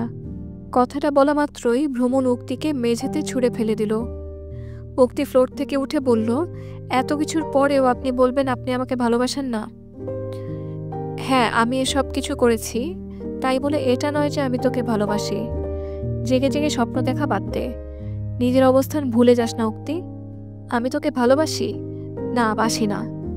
কিন্তু আপনার চোখ যে অন্য কথা বলছে ভ্রমণ ভাই। আপনার চোখে যে আমি স্পষ্ট ভালোবাসা দেখতে পাচ্ছি। খুব চোখ পড়তে শিখে গেছিস দেখছি, কিন্তু তুই আমার চোখ পড়িস বা মন পড়িস, কোথাও তুই নেই। বলে এক প্রকার পালিয়ে যায় ভ্রমণ। ভ্রমণের যাওয়ার পানে তাকিয়ে উক্তি বলল, আপনি আমাকে ভালোবাসেন সেটা আমি খুব ভালো করেই জানি। আপনার মুখ থেকে কিভাবে ভালোবাসি শব্দটা শুনতে হবে সেটা আমার খুব ভালো করেই জানা আছে। জাস্ট ওয়েট অ্যান্ড ওয়াচ, দেখবেন আর লুচির মতো ফুলবেন। বলে হাসতে হাসতে ভ্রমণের রুম থেকে বেরিয়ে নিজের রুমে এসে চট করে রেডি হয়ে নিল। 10টা থেকে পরীক্ষা শুরু হবে। উক্তি রেডি হয়ে নিচে এসে দেখে ভ্রমণ গাড়ির সাথে হেলান দিয়ে দাঁড়িয়ে ফোনে কারোর সাথে কথা বলছে। উক্তিকে দেখে ভ্রমণ ফোন পকেটে রেখে দিয়ে বলল, এত সাজগোজ করে কলেজে পরীক্ষা দিতে যাচ্ছিস নাকি নিজের শরীর দেখাতে যাচ্ছিস? আপনাকে কৈফিয়ত দিতে বাধ্য নই ভ্রমণ ভাই। আমি পরীক্ষা দিতে যাই বা শরীর দেখাতে যাই সেটা একান্তই আমার ব্যক্তিগত ব্যাপার। আমার ব্যক্তিগত ব্যাপারে কথা বলার কোনো রাইট আপনার নেই। আপনি আমার ব্যাপারে নাক না গলালে আমি খুশি হব। কথাটা বলা মাত্রই ভ্রমণ উক্তির কোমর জড়িয়ে ধরে নিজের কাছে টেনে নিয়ে আসে। উক্তি ভ্রমণের থেকে নিজেকে ছাড়ানোর চেষ্টা করে, কিন্তু ভ্রমণের পুরুষালী সুঠাম দেহের কাছে উক্তি হার মেনে যায়। উক্তির ছটফটানি বন্ধ হলে ভ্রমণ নিজের বৃদ্ধাঙ্গুল দিয়ে উক্তির ঠোঁটের লিপস্টিক মুছে দিয়ে পকেট থেকে রুমাল বের করে উক্তির ঠোঁটের কাজল মুছে দিয়ে বলল, এভাবে সাজগোজ করে গেলে পরীক্ষার হলে আমার স্টুডেন্টদের ক্ষতি হবে। অনেকেই লেখাওয়াত দিয়ে নিজেদের মনোরঞ্জনে ব্যস্ত হয়ে থাকবে, বিকজ পচা জিনিসের উপর মাছি একটু বেশি ভনভন করে। আমি একজন টিচার হয়ে আমার স্টুডেন্টদের এমন ক্ষতির মুখে ঠেলে দিতে পারি না। এখন ঠিক আছে, এবার চুপচাপ গিয়ে গাড়িতে উঠ। তার কোনো প্রয়োজন নেই ভ্রমণ ভাই, আমি রিক্সা করে যেতে পারবো। বেশি কথা বলাটা আমি একদমই নিতে পারি না। ভাবিস না আমি তোকে ভালোবেসে গাড়িতে করে কলেজে নিয়ে যাচ্ছি। ভূমি আমার সাথে যাবে, এজন্যই তোকে নিয়ে যাওয়া। বললাম তো লাগবে না আমার। বলে উক্তির সামনে পা বাড়াতেই ভ্রমণ উক্তির হাত টেনে ধরল। উক্তি তাল সামলাতে না পেরে ভ্রমণের বুকে এসে পড়ল। উক্তিকে ভ্রমণ নিজের বুক থেকে তুলে গাড়ির সাথে চেপে ধরে বলল, আমার সাথে জেদ দেখাতে আসবি না। খাচ্ছিস পড়ছিস আমার বাপের টাকায়, আবার আমাকেই তেজ দেখাস। চুপচাপ গাড়িতে গিয়ে বস। উক্তি কিছু বলতে যাবে তার আগেই ভূমি এসে পেছনের সিটে বসে পড়ে। ভূমি গাড়িতে বসার পর উক্তি গাড়িতে বসতে গেলেই ভূমি বলল, ভাইয়া আমি কিছুতেই এই মাগুরার ক্ষেতের পাশে বসতে পারবো না। কথাটা শুনে বেশ অপমান বোধ করে উক্তি। উক্তি গাড়ির দরজা লাগিয়ে চলে যাওয়ার জন্য পা বাড়াতেই ভ্রমণ বলল, সামনের সিটে বস। ভ্রমণের কথা শুনে উক্তি ভ্রমণের পাশে বসে। উক্তি বসতেই ভ্রমণ বলল, সিট বেল্ট লাগিয়ে নে। উক্তি সিট বেল্ট না লাগিয়ে চুপচাপ মাথা নিচু করে বসে থাকে, যা দেখে ভ্রমণ বলল, আমারই বোঝা উচিত ছিল যে তুই সিট বেল্ট লাগাতে পারিস না। অবশ্য তোর মতো মাগুরার খ্যাত মেয়ের কখনো এমন গাড়িতে চড়ার কথা নয়। বলে ভ্রমণ উক্তির দিকে ঝুঁকে এগিয়ে আসে। এতেই যেন উক্তির হার্টবিট বেড়ে যায়। উক্তি আবেশে চোখ বন্ধ করে নিজের জামা খামচে ধরে। ভ্রমণ অতি দ্রুত সিট বেল্ট লাগিয়ে নিজের আসনে গিয়ে ড্রাইভ করতে শুরু করে। প্রায় 30 মিনিট পর তারা কলেজে গিয়ে পৌঁছায়। ভ্রমণ গাড়ি থামানোর সাথে সাথেই ভূমি গাড়ি থেকে নেমে যায়। তার দেখা দেখি উক্তিও গাড়ি থেকে নামে। সে গাড়ি থেকে নেমে দাঁড়াতেই রক্তিম একগুচ্ছ গোলাপ এনে উক্তির সামনে হাঁটু গেড়ে বসে বলল, আমি সারা জীবনের জন্য তোমার হাতটা ধরতে চাই উক্তি। আমি সারা জীবন তোমার মুখে মোটু ডাক শুনতে চাই। তোমার মুখে মোটু ডাক শুনতে আমার অনেক ভালো লাগে। আমি তোমার বাচ্চার বাবা হতে চাই। বিশ্বাস করো আমি তোমাকে অনেক ভালোবাসবো। তোমার আমার জুটি একদম জুতার মতো হবে। জুতা যেমন একজন অন্যজনকে ছাড়া অকেজো হয়ে যায়, ঠিক তেমনি তোমার আমার সম্পর্কটাও এমন হবে। আমরা জুতার মতো একে অপরের জন্য বেঁচে থাকবো। এসব কি হচ্ছে মোটু ভাই?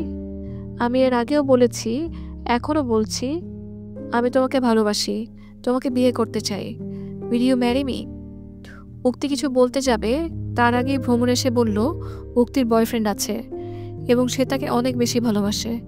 কিছুদিন পর তাদের বিয়েও হবে। সুতরাং আমার মনে হয় তুমি ভুল জায়গায় তোমার জুতার পার্টনার খুঁজতে এসেছো। ভ্রমণের কথা শুনে রক্তিম মুখ কালো করে চলে গেল। রক্তিম যেতেই ভ্রমণ উক্তির দিকে এক পলক তাকিয়ে কলেজ ক্যাম্পাসে প্রবেশ করলো। যথাসময়ে পরীক্ষা শুরু হয়ে গিয়েছে। উক্তি হাতে প্রশ্নপত্র নিয়ে দেখে তার সবই কমন পড়েছে। উক্তি ঠান্ডা মাথায় লিখতে শুরু করে। প্রায় 1.5 ঘন্টা পর ইরা ম্যাম এসে বলল, এই মেয়ে, তোমার ফাইলের মধ্যে এটা কিসের কাগজ দেখা যাচ্ছে? দেখাও দেখি। বলে ইরা ম্যাম উক্তির ফাইলের মধ্যে থেকে প্রশ্নের উত্তর লেখা একটা কাগজ পেল। তিনি অনেকটা ধমকের সুরে বললেন, তুমি নকল নিয়ে এসেছো? তোমার সাহস তো কম নয়। তুমি জানো না কোনো পরীক্ষার্থীর কাছে নকল পাওয়া মাত্রই তাকে বহিষ্কার করে দেওয়া হয়? ম্যাম, আপনার কোথাও ভুল হচ্ছে। ওটা আমার হাতের লেখা নাও হতে পারে। তাছাড়া এই প্রশ্নের উত্তরটা আমি জানি। তাহলে কেন আমি নকল আনতে যাব? তুমি আমাকে সঠিক ভুল শেখাচ্ছ? আমি স্পষ্ট দেখতে পাচ্ছি এটা তোমার হাতের লেখা। সুতরাং আর একটা কথাও না বলে চুপচাপ খাতা রেখে বেরিয়ে যাও। ম্যাম, আমি সত্যি বলছি এই নকল আমি আনিনি। এটা কিভাবে আমার ফাইলের মধ্যে আসলো আমি বুঝতে পারছি না। আমি কোনো প্রকার এক্সকিউজ শুনতে চাচ্ছি না। তুমি এক্ষুনি বেরিয়ে যাবে। ইরা ম্যামের কথা শুনে উক্তি চোখের পানি মুছে পরীক্ষার হল থেকে বেরিয়ে গেল। তাকে বেরিয়ে আসতে দেখে পৈশাচিক হাসিতে মেতে উঠল ভূমি। ভ্রমণেরও পরীক্ষার হলে ডিউটি ছিল। ভ্রমণের কল আসায় বাইরে বেরিয়ে ফোনে কথা বলছিল। কথা বলা শেষ করে ভ্রমণ হলের দিকে পা বাড়াবে, তার আগে উক্তিকে চোখ মুছতে মুছতে পরীক্ষার হল থেকে বেরিয়ে আসতে দেখে। তাকে দেখেই ভ্রমণ উক্তির দিকে এগিয়ে গিয়ে বলল, কি হয়েছে তোর? পরীক্ষা শুরু হয়েছে এখনো 2 ঘন্টা পার হয়নি, এর মধ্যেই তুই হল থেকে বেরিয়ে এলি কেন? আমি ইচ্ছা করে হল থেকে বের হয়ে আসিনি ভ্রমণ ভাই, আমাকে ইরা ম্যাম বের করে দিয়েছে। কেন, তুই কি করেছিস? আমার ফাইলের মধ্যে আমারই লেখা নকল পেয়েছে। বিশ্বাস করুন ভ্রমণ ভাই, আমি নকল করে আনিনি। আমি বুঝতে পারছি না আমার ফাইলের মধ্যে নকল আসলো কোথা থেকে। তবে হ্যাঁ, গতরাতে আমি যখন পড়ছিলাম তখন ভূমি আমার রুমে এসেছিল এই প্রশ্নের উত্তরটার জন্য। আমি ভূমিকে উত্তরটা লিখে দিয়েছিলাম, কিন্তু আমি বুঝতে পারছি না সেটা আমার ফাইলের মধ্যে আসলো কিভাবে। আমি বাড়ি থেকে বের হওয়ার সময়ও ফাইল চেক করেছি, তখনও কিছু ছিল না। আচ্ছা, তুই এটা বল যে কলেজে এসে তুই কি ফাইল কারো কাছে দিয়েছিলি? হ্যাঁ ভ্রমণ ভাই, আমার একটু ওয়াশরুমে যাওয়ার ছিল, এজন্যই আমি ফাইলটা নীলুর কাছে রেখে গিয়েছিলাম। কিন্তু নীলু অমন মেয়ে নয়, ও কখনো আমার সাথে এমনটা করবে না। আচ্ছা ঠিক আছে, তুই আয় আমার সাথে। বলে ভ্রমণ উক্তিকে সাথে নিয়ে পরীক্ষার হলে যায়। তাকে দেখেই ইরা বলল, এই মেয়ে, তুমি আবার কেন এসেছো? উক্তি কিছু বলার আগেই ভ্রমণ পেছন থেকে বলল, ওকে আমি আসতে বলেছি।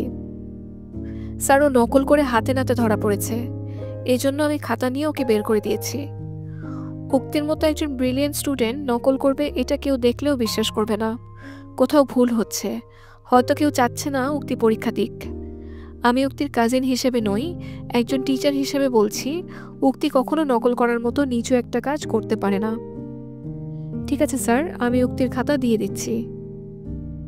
ওকে বলে ভ্রমণ নিজের ডিউটিতে চলে যায়। উক্তি ইরা ম্যামের থেকে খাতা নিয়ে নিজের আসনে গিয়ে বসে বলল, আপনি যে আমাকে ভালোবাসেন সেটা আরেকবার প্রমাণ করে দিলেন ভ্রমণ ভাই। উক্তির পেছনে ভূমির সিট পড়েছে। উক্তি অনেকক্ষণ যাবৎ লক্ষ্য করছে ভূমি না লিখে হাসপাস করছে।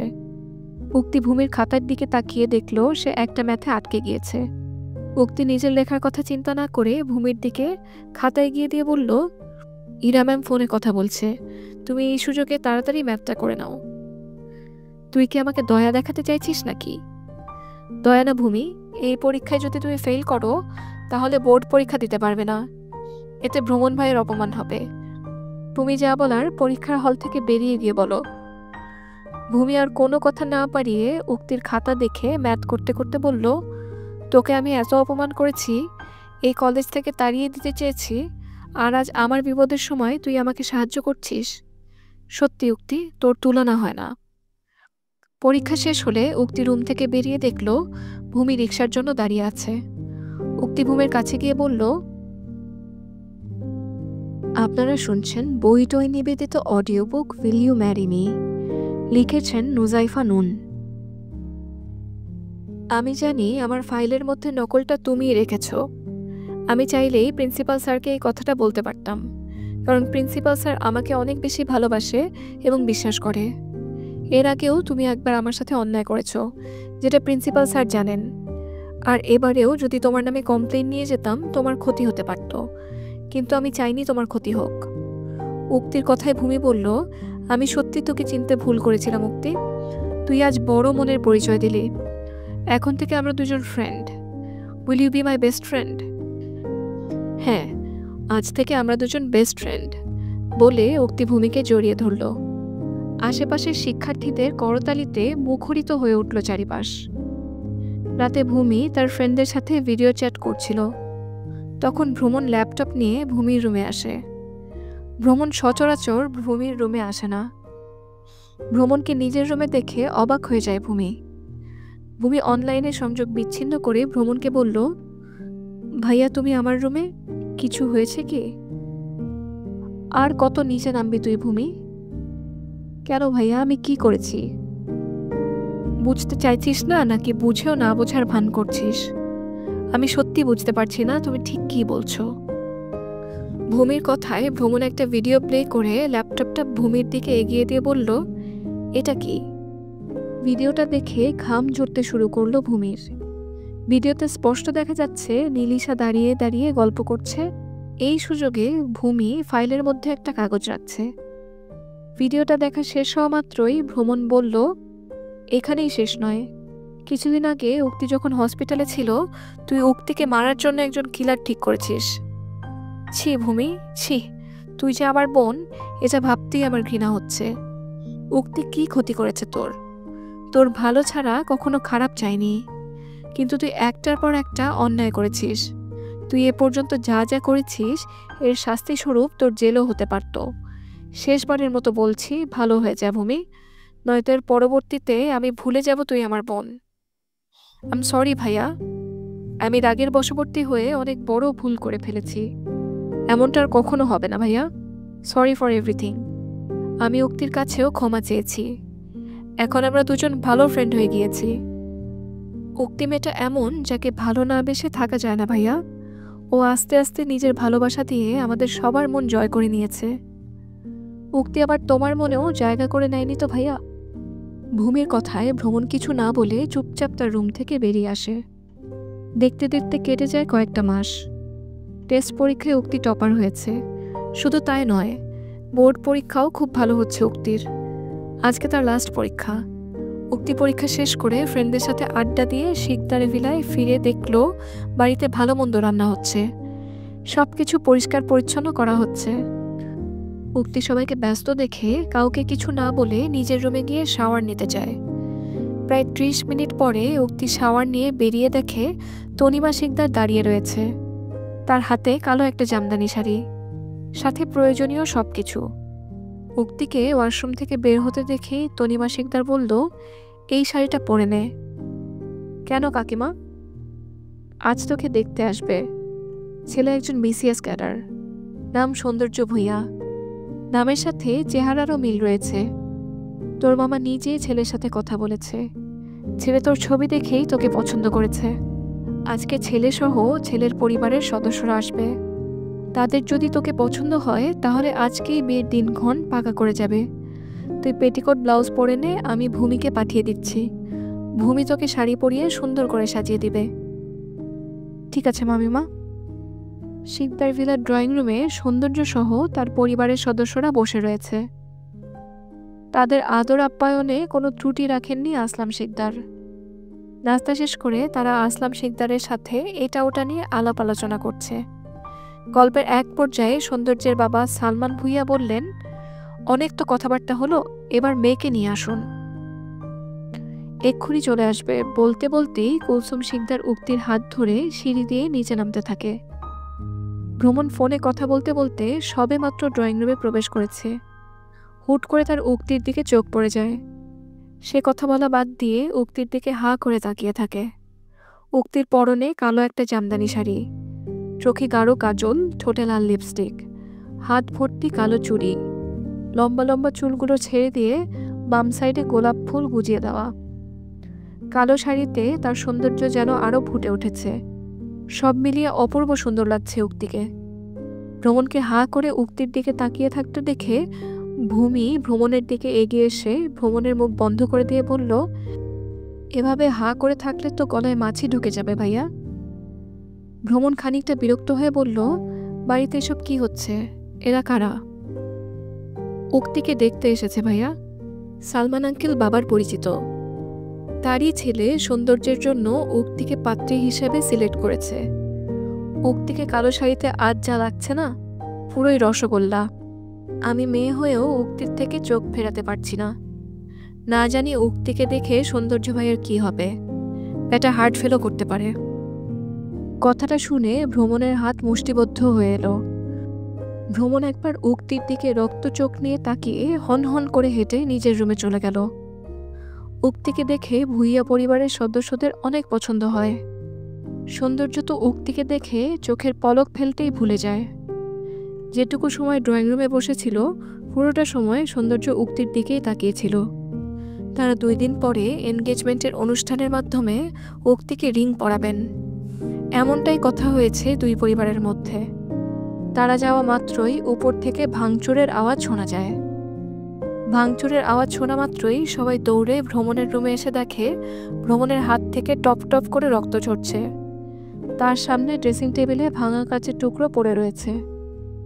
ভ্রমণের এই অবস্থা দেখে উক্তির কলিজা মোচড় দিয়ে উঠল। মনে হলো যেন কেউ তার কলিজায় আঘাত করছে। উক্তি ছুটে এসে ভ্রমণের হাত ধরতে গেলেই ভ্রমণ এক ঝটকায় হাত সরিয়ে নিয়ে বলল, কেন এসেছি সেখানে? আপনার হাত কাটলো কিভাবে ভ্রমণ ভাই? ভ্রমণ তৎক্ষণাৎ তার কাটা হাত দিয়ে ড্রেসিং টেবিলে আঘাত করে বলল, এইভাবে কেটেছে। দেখা হয়েছে কিভাবে কেটেছে? দেখা হলে এবার রুম থেকে বিদায় হ, তুই আমার সামনেও আসবি না। উক্তি ভ্রমণের দিকে এগিয়ে বলল, এমন পাগলামি কেন করছেন ভ্রমণ ভাই? কি হয়েছে আপনার? আপনি শান্ত হন ভ্রমণ ভাই, হাত থেকে রক্ত ঝরছে আপনার। তুই আমার সামনে থেকে যাবি নাকি আমি আবারও আঘাত করব? আমি চলে যাচ্ছি ভ্রমণ ভাই, কিন্তু আপনি প্লিজ নিজেকে নিজে আঘাত করবেন না। বলে উক্তি চোখের পানি মুছতে মুছতে রুম থেকে বেরিয়ে যায়। উক্তি যাওয়ার পর ভূমি এসে বলল, ভাইয়া তোমার হাত থেকে তো অনেক রক্ত বেরিয়ে যাচ্ছে, আমি রক্ত দেখতে পাচ্ছি না, তুমি প্লিজ ঔষধ লাগিয়ে ব্যান্ডেজ করে নাও। ঝরতে দে রক্ত। নিজের ভেতরে প্রতিনিয়ত যে রক্তক্ষরণ হচ্ছে সেই তুলনায় এইটুকু রক্ত কিচ্ছু না। কেমন ছ্যাঁকাখোরের মতো কথা বলছো ভাইয়া? বাই এনি চান্স তুমি উক্তির বিয়ে দেখে এমন রিয়েক্ট করছো না তো? ভূমি কথাটা বলা মাত্রই ভ্রমণ ভূমিকে টানতে টানতে রুমের বাইরে পাঠিয়ে ভেতর থেকে দরজা বন্ধ করে দিল। পরের দিন সৌন্দর্য উক্তিকে শপিংয়ের জন্য ডেকে পাঠালো। উক্তি ভূমি দুজনে মিলে শপিং করে একটা রেস্টুরেন্টে গেল খাওয়া দাওয়া করতে। ভ্রমণ কর্নারের একটা টেবিল বুক করেছে তাদের জন্য। তারা চেয়ারে গিয়ে বসে খাবার অর্ডার করে নিজেদের মধ্যে গল্প করছে, এমন সময় উক্তির ফোন বেজে ওঠে। এই ফোনটা উক্তির জন্মদিনে আসলাম শিকদার গিফট করেছে। রেস্টুরেন্টের মধ্যে শোরগোলের জন্য কথা বোঝা যাচ্ছে না দেখে উক্তি হ্যালো হ্যালো করতে করতে বেরিয়ে এলো। কিন্তু তবুও কথা বুঝতে পারছে না দেখে উক্তি রেস্টুরেন্ট থেকে কয়েক কদম এগিয়ে যেতেই উক্তির সামনে একটা গাড়ি এসে দাঁড়িয়ে যায়। উক্তি কিছু বুঝে ওঠার আগেই গাড়ির ভেতর থেকে একটা হাত উক্তিকে টেনে গাড়ির মধ্যে নিয়ে নাকে রুমাল চেপে ধরে। উক্তি কিছু বুঝে ওঠার আগেই তার পাশে থাকা মানুষটার বুকে ঢলে পড়ে। আপনারা শুনছেন বইটই নিবেদিত audio book will you marry me, লিখেছেন নুজাইফা নুন। উক্তির জ্ঞান ফেরার পর নিজেকে অন্ধকার রুমে আবিষ্কার করে। উক্তি চারিদিকে একবার চোখ বুলিয়ে নিতেই ভয়ে কম্পিত হয়ে ওঠে তার সর্বাঙ্গ। উক্তি বিছানা ছেড়ে নেমে অন্ধকারের মধ্যে এক পা করে আগাতে আগাতে চিৎকার করে বলল, কেউ আছেন? আমাকে এখানে এনেছেন কেন? আমি আপনার কি ক্ষতি করেছি? অন্ধকারে আমার খুব ভয় করছে, প্লিজ আমাকে যেতে দিন। বলে উক্তি ডুকরে কেঁদে উঠল। আর সাথে সাথে রুমের মধ্যে লাইট জ্বলে উঠল। পুরো রুমে অসংখ্য মোমবাতি, লাভ বেলুন দিয়ে ডেকোরেশন করা হয়েছে। উক্তি এক পা সামনে আগাতেই রুমের লাইট অফ হয়ে গেল। আর সাথে সাথে রুমের মধ্যে জ্বলে উঠল অসংখ্য গ্লো স্টিকার, যার প্রত্যেকটার গায়ে লেখা উইল ইউ ম্যারি মি। উক্তি আবছা আলোয় লক্ষ্য করল তার থেকে অনেক কদম দূরে পুরুষালী একটা অবয়ব ফুটে উঠেছে। উক্তি এক পা করে তার দিকে এগিয়ে গিয়ে তার কাঁধে হাত রাখতেই মানুষটা তার দিকে ফিরে সামনে একটা ডায়মন্ড রিং এগিয়ে দিয়ে বলল, আজকের দিনটার কথা মনে আছে তোর? আজ মে মাসের 21 তারিখ। আজকের দিনটা আমার কাছে অনেক বেশি স্পেশাল, কারণ আজকের এই দিনে আমি প্রথম তোর মায়াবী চেহারা দেখেছিলাম। তুই একটা কালো রঙের সাদামাটা জামা পরে কোমরে ওড়না গুজে কাজ করছিলি। তুই সেদিনই আমার মনে জায়গা করে নিয়েছিলি। তুই আমাকে কয়েক মাস আগে থেকে ভালোবাসতে শুরু করেছিস, কিন্তু আমি তোকে 2টা বছর ধরে ভালোবাসি। সব মিথ্যা কথা। আপনি যদি আমাকে ভালোই বাসবেন, তাহলে আমার সাথে এত খারাপ ব্যবহার করেছেন কেন? তোর ভালোর জন্য। তোর এখন আবেগের বয়স। আমি যদি তোকে বলতাম আমি তোকে ভালোবাসি, তুই সারাক্ষণ আমাতেই মগ্ন হয়ে থাকতি। এতে তোর পড়াশোনার ক্ষতি হতো, যা আমি চাইনি। তোকে আঘাত করে কষ্ট দিয়ে আমি নিজেও পড়েছি। তোর ক্ষতে আমি মলম লাগিয়ে দিয়েছি, কিন্তু আমার ক্ষতে কোনো মলম নেইনি। ক্ষতগুলো তাজা থেকে গিয়েছে। তোকে যখন কোনো ছেলের সাথে দেখেছি, সেই ক্ষত থেকে প্রতিনিয়ত রক্ত ঝরেছে। তবুও আমি নিজেকে কন্ট্রোল করেছি। কিন্তু গতকাল তোকে শাড়ি পরা অবস্থায় সৌন্দর্যের সামনে যেতে দেখে আমি নিজেই নিজেকে সামলাতে পারছিলাম না। মনে হচ্ছিল তোকে খুন করে ফেলি। নিজের রাগ সামলাতে না পেরে নিজেকে আঘাত করেছিলাম। জানিস, তোকে প্রথম যেদিন স্পর্শ করেছিলাম, সেদিন একটা বারের জন্য আমার হাত কাঁপেনি। কেঁপে উঠেছিল আমার বুক। একজন প্রাপ্তবয়স্ক মানুষের স্বাভাবিক হৃদস্পন্দনের হার প্রতি মিনিটে 60 থেকে 100 স্পন্দন। যেদিন প্রথম তোর ওষ্ঠে আমার ওষ্ঠ মিলিয়েছিলাম, সেদিন আমার হৃদস্পন্দন বেড়ে 190 স্পন্দন হয়ে গিয়েছিল। মনে হচ্ছিল আমি বোধহয় মারা যাব। কোনো এক বিখ্যাত লেখক বলেছেন, ভালোবাসা হলো কাঁচা সবজির মতো, নষ্ট হয়ে যায়। তাই ভালোবাসা লুকিয়ে রাখতে হয়। বুক হলো ঠান্ডা ফ্রিজের মতো, যার বুকে যত ঠান্ডা তার ভালোবাসা টিকে দীর্ঘতর। জানো, আমিও এই ঠান্ডা ফ্রিজের মতোই মন দিয়ে বসে আছি তোমায় আজ 2টা বছর। তোমার কাছে এসেছি, প্রহর গুনেছি, তোমাকে কাছে পাওয়ার স্বপ্ন দেখেছি, বিরহে বুক ভাসিয়েছি। ভালোবাসা কাকে বলে আমি জানি না, তবে তোমাকে দেখলেই মনের মধ্যে ভালো লাগা শুরু হয়। তোমাকে দেখলে চোখ ফেরাতে ভুলে যাই। মন চায় সারাটা জীবন তোমাকে দেখতে দেখতে কাটিয়ে দেই। তোমার হাত দুটো ধরে তোমার পায়ে পা মিলিয়ে আমার জীবনের বাকিটা সময় পাড়ি দিতে চাই। এরই নাম যদি ভালোবাসা হয়, তবে আমি মনের অজান্তেই তোমাকে ভালোবেসে ফেলেছি। I love you so much. I want to marry you. Will you marry me? উক্তির যেন নিজের চোখ কানকে বিশ্বাস করতে পারছে না। উক্তি কথা বলতে ভুলে যায়। সে ভাবতেও পারেনি একটা মানুষ তাকে এত ভালোবাসে। উক্তি এমন দৃশ্য দেখে নিজেকে স্থির রাখতে পারে না। দৌড়ে গিয়ে ভ্রমণের বুকে বিড়াল ছানার মতো লেপ্টে পড়ে বলল, আপনি খুব খারাপ ভ্রমণ ভাই। আমাকে অনেক কষ্ট দিয়েছেন। আমি আপনাকে ঘৃণা করি। I love you. খারাপের খও দেখনি তুমি সুইটহার্ট। বিয়ের পরে বুঝতে পারবে ভ্রমণ ভাই কী জিনিস। শীতের সিজনেও তুমি 3 বেলা গোসল করার ধৈর্য রাখতে হবে, তবেই না তুমি মিসেস ভ্রমণ হতে পারবে। উক্তি ভ্রমণের বুকে নাক ঘষে বলল, আপনার মতো খারাপ লোককে কে বিয়ে করছে? ভ্রমণ তৎক্ষণাৎ উক্তিকে নিজের বক্ষ থেকে সরিয়ে দিয়ে বলল, ভ্রমণ শিকদারের মেয়ের অভাব নেই। ভ্রমণ শিকদারের একটা তুড়িতেই মেয়েদের লাইন লেগে যাবে। তাহলে তাদেরকে গিয়ে প্রপোজ করুন, আমাকে কেন করছেন?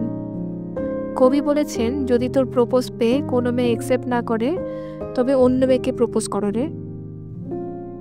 আমি তোমার থেকে এখনো উত্তর পাইনি। তুমি আমাকে রিজেক্ট করা মাত্রই আমি ইরা ম্যামকে গিয়ে প্রপোজ করব। কথাটা শোনা মাত্রই উক্তি ভ্রমণের শার্টের কলার চেপে ধরে বলল, আজকের পর থেকে মামিমা আর ভূমি বাদে সব মেয়ে আপনার বোন লাগে। আমি বাদে অন্য কোনো মেয়ের দিকে যদি আপনি চোখ তুলে তাকান, আপনার চোখ আমি উপড়ে ফেলে দিব। আপনার মাথা ন্যাড়া করে নিব। আপনার চোখের ভ্রুও কেটে দিব। তখন দেখবেন আপনার দিকে কোনো মেয়েই ফিরেও তাকিয়ে দেখবে না। সেই ঘুরে ফিরে আমার কাছেই আসা লাগবে। ভ্রমণ পুনরায় উক্তির সামনে হাঁটু গেড়ে বসে পকেট থেকে একটা ডায়মন্ড রিং বের করে বলল, আমি এখনও আমার উত্তর পাইনি। আমি আবারও রিপিট করছি, উইল ইউ ম্যারি মি? উক্তি তৎক্ষণাৎ নিজের অনামিকা আঙ্গুল এগিয়ে দিয়ে বলল, yes, I will marry you. Bhromon সাথে সাথে উক্তির অনামিকা আঙ্গুলে রিং পরিয়ে দিয়ে হাতে গাঢ় চুমু খেল। উক্তি আবেশে চোখ বন্ধ করে নিল, যা দেখে ভ্রমণ নিচ থেকে উঠে উক্তির চোখে ফু দিল। সাথে সাথে উক্তি চোখ মেলে তাকালো। ভ্রমণের দিকে চোখ পড়তেই চোখ নামিয়ে নিল উক্তি। ভ্রমণ উক্তির দিকে এগিয়ে এসে বৃদ্ধাঙ্গুলি দিয়ে উক্তির মুখ উঁচু করে কপালে গভীরভাবে নিজের ঠোঁট ছুঁয়ে দিল। ভ্রমণের স্পর্শ পেয়ে উক্তি লজ্জাবতী পাতার ন্যায় নুয়ে পড়ে ভ্রমণের বুকে মুখ গুজে কান্না করে দিল। এ কান্না দুঃখের কান্না নয়, এটা সুখের কান্না। দীর্ঘ প্রতীক্ষার পর ভালোবাসার মানুষটাকে নিজের করে পাওয়ার কান্না।